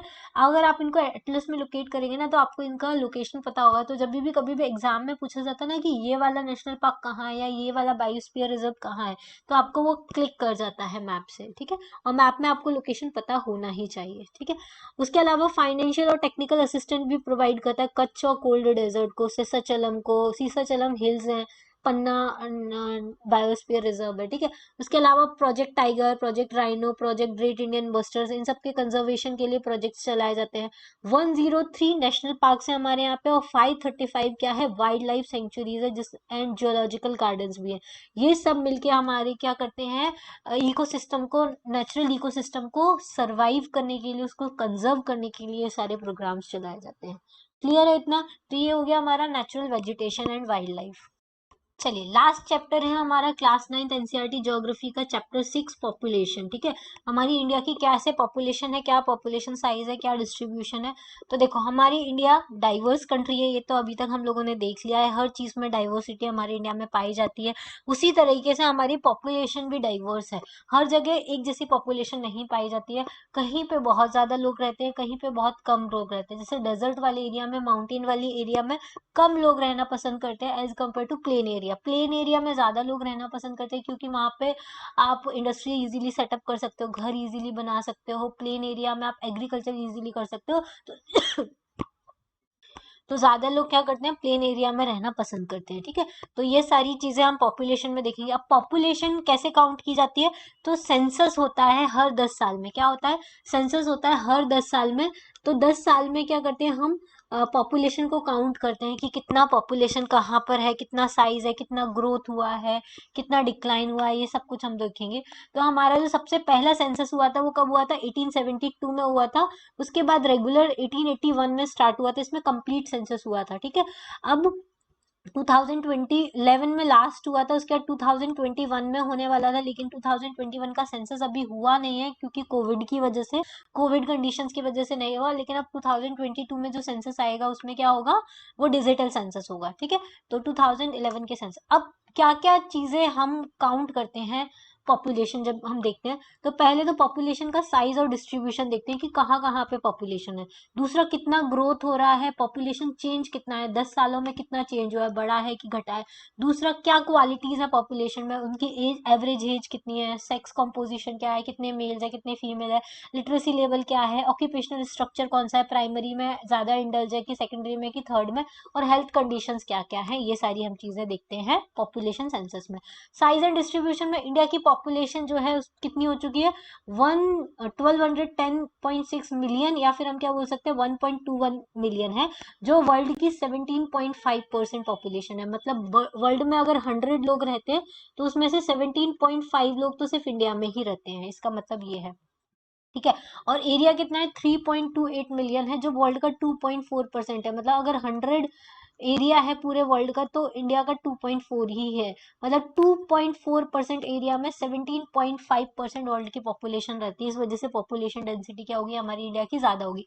2011 के सेंसस के अकॉर्डिंग हमारा यूपी जो है उसका पॉपुलेशन साइज बहुत ज्यादा है। 199 मिलियन जो है वो पॉपुलेशन उत्तर प्रदेश अकेले में रहती है, इसलिए most populous state of India बन चुका है ये। अब यहाँ उत्तर प्रदेश में अकेले में 16% पॉपुलेशन रहती है इंडिया की। मतलब अगर 100 लोग पूरी इंडिया में रहते हैं उसमें से 16 लोग सिर्फ यूपी में ही रहते हैं, ठीक है। सिक्किम जो है वहां पे पॉपुलेशन कम है, कितनी है? 0.6 मिलियन है। और लक्षद्वीप में तो और भी कम है, 64,429 पॉपुलेशन है, ठीक है। अब इंडिया की ऑलमोस्ट हाफ ऑफ पॉपुलेशन जो होती है वो सिर्फ 5 स्टेट्स में रहती है। मतलब आधी पॉपुलेशन इन 5 स्टेट्स में रहती है। कहाँ कहाँ पर रहती है? उत्तर प्रदेश, महाराष्ट्र, बिहार, वेस्ट बंगाल एंड आंध्र प्रदेश, इन 5 स्टेट में इंडिया की आधी से ज्यादा पॉपुलेशन रहती है। राजस्थान जो है वो बिगेस्ट स्टेट है इन टर्म्स ऑफ एरिया, लेकिन उसमें कितनी पॉपुलेशन रहती है? 5.5% पॉपुलेशन रहती है इंडिया की, ठीक है। ये देखिए पॉपुलेशन डिस्ट्रीब्यूशन, उत्तर प्रदेश में 16% है, महाराष्ट्र में 9% में, बिहार 9%, वेस्ट बंगाल 8%, आंध्र प्रदेश, ये देखो आधी पॉपुलेशन इन 5 स्टेट्स में रहती है। उसके अलावा सबसे कम पॉपुलेशन माउंटेन वाले एरिया में रहेगी, उत्तराखंड, जम्मू कश्मीर, दिल्ली, हरियाणा, छत्तीसगढ़। दिल्ली में 1% पॉपुलेशन रहती है, लेकिन उसका एरिया बहुत कम है, इसलिए पॉपुलेशन डेंसिटी जो है वो दिल्ली की आपको ज्यादा देखने को मिलेगी। क्लियर? ये देखो डेंसिटी ऑफ पॉपुलेशन, क्या डेंसिटी है, कहाँ पे लोग कितने रहते हैं, देखो। ये देखिए, और छोटा करो, देखिए 250 एंड बिलो, मतलब 250 से कम लोग रहते हैं। पॉपुलेशन डेंसिटी क्या होती है? 1 किलोमीटर स्क्वायर एरिया में कितने लोग रहते हैं वो वहां की पॉपुलेशन डेंसिटी है। तो मध्य प्रदेश, राजस्थान, छत्तीसगढ़, इन एरिया में जो पॉपुलेशन डेंसिटी है वो कितनी है? 250 है। 250 है मतलब 250 है मतलब 1 किलोमीटर इस एरिया में यहाँ पे कितने लोग रहते हैं? 150 लोग रहते हैं। उसके बाद 251 से 500 है गुजरात, महाराष्ट्र, कर्नाटक, आंध्र प्रदेश और ये उड़ीसा एंड झारखंड, ठीक है। उसके आसाम की भी इतनी है 251 से 500, क्लियर। उसके बाद ज्यादा पॉपुलेशन कहाँ रहती है? 751 से 1000 के बीच में रहती है उत्तर प्रदेश और केरल में। और सबसे ज्यादा पॉपुलेशन डेंसिटी जो है 1000 के ऊपर जो है वो बिहार, वेस्ट बंगाल और दिल्ली, इन 3 एरिया में बहुत ज्यादा पॉपुलेशन इंडिया की रहती है। क्लियर? चलिए, ये तो हो गया हमारी पॉपुलेशन डिस्ट्रीब्यूशन या पॉपुलेशन डेंसिटी। अब पॉपुलेशन ग्रोथ क्या होता है? देखो इंडिया की जो पॉपुलेशन डेंसिटी है 2011 के अकॉर्डिंग 382% पर स्क्वायर किलोमीटर में रहते हैं। मतलब इंडिया में इतनी पॉपुलेशन डेंसिटी है कि उसके 1 किलोमीटर स्क्वायर एरिया में 382% रहते हैं। बट ये जो डेंसिटी होती है वो वेरी करती है स्टेट से स्टेट। बिहार की पॉपुलेशन डेंसिटी बहुत ज्यादा है, कितनी है बिहार की? 1102, मतलब 1100 लोग रहते हैं पर स्क्वायर किलोमीटर में बिहार में। और वहीं अरुणाचल प्रदेश की बहुत कम है, 17 ही लोग रहते हैं 1 किलोमीटर स्क्वायर एरिया में। मतलब अनइवन डिस्ट्रीब्यूशन है इंडिया में, ठीक है। मैप हम लोगों ने देख लिया कहाँ पर ज्यादा रहती है। अब पॉपुलेशन ग्रोथ क्या होता है, देखो पॉपुलेशन ग्रोथ मतलब कितना ग्रोथ हुआ है पॉपुलेशन का एक पर्टिकुलर पीरियड ऑफ टाइम, मतलब 10 साल में कितनी पॉपुलेशन बढ़ी है, कितनी कम हुई है, कितना नंबर चेंज हुआ है, उसको हम क्या बोलते हैं, पॉपुलेशन ग्रोथ होती है। इसको दो टाइप से मेजर किया जाता है, एक होता है एब्सोल्यूट नंबर चेक करते हैं कि जैसे फॉर एग्जाम्पल 2001 में कितने लोग थे, 2011 में कितने लोग थे, दोनों को माइनस कर देंगे तो उतनी जितने लोग माइनस हो क्या है उतने लोग बढ़े हैं या घटे हैं, ठीक है, डिफरेंसेस जो आएगा। दूसरा होता है रेट, हम मेजर करते हैं पर ईयर में, मेजर करते हैं इसको कैसे कि पर एनम आपकी कितनी इंक्रीज हुआ है, 2% इंक्रीज हुआ है या 3% इंक्रीज हुआ है पर एनम, उसको हम एनुअल ग्रोथ रेट बोलेंगे, ठीक है। अब ये जो दिया है ये दिया है पॉपुलेशन का 1951 से लेके 2011, तो 1951 में 361 थी, 2011 में 1.21 बिलियन हो गई है, ठीक है। ग्रोथ रेट आप यहाँ देख सकते हैं 1981 तक बढ़ी है, उसके बाद कम होना स्टार्ट हो गई, 2.16 हुआ, 1.97, फिर 1.64। ग्रोथ रेट तो कम हुई है लेकिन पॉपुलेशन में इंक्रीज हो रहा है, नंबर ऑफ पॉपुलेशन में इंक्रीज होगा, ठीक है। तो इस वजह से क्यों ऐसा हो रहा है, क्योंकि देखो ग्रोथ रेट तो कम हो गई है, मतलब अब ऑलरेडी पॉपुलेशन ज्यादा है, ग्रोथ रेट भले ही कम हो, चाहे एक कपल एक बच्चा पैदा करे, लेकिन वो नंबर तो बड़ा होगा ना, क्योंकि टोटल पॉपुलेशन बहुत ज्यादा है, तो उसका एनुअल रेट कम होने के बाद भी लार्ज पॉपुलेशन जो है वो एब्सोल्यूट इंक्रीज बहुत ज्यादा होगा।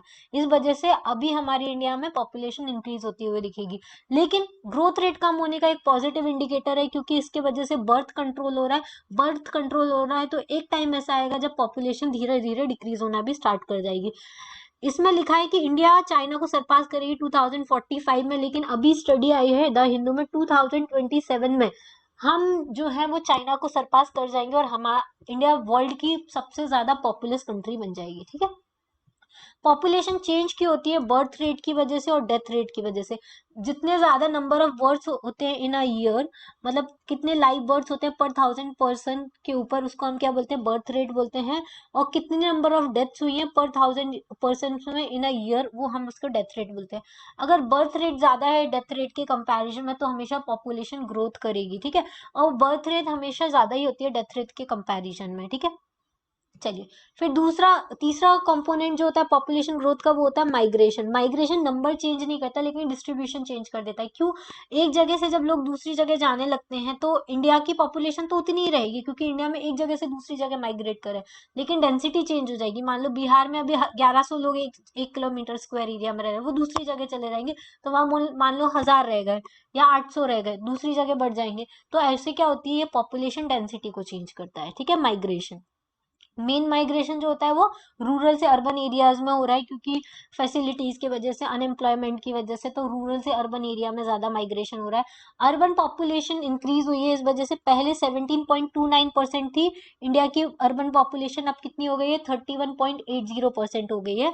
और मिलियन प्लस सिटीज में भी इंक्रीज हुआ है, पहले 35 सिटीज ऐसी थी जिसमें मिलियन प्लस पॉपुलेशन है, अब 53 सिटीज ऐसी हैं जिसमें मिलियन प्लस पॉपुलेशन है, ठीक है।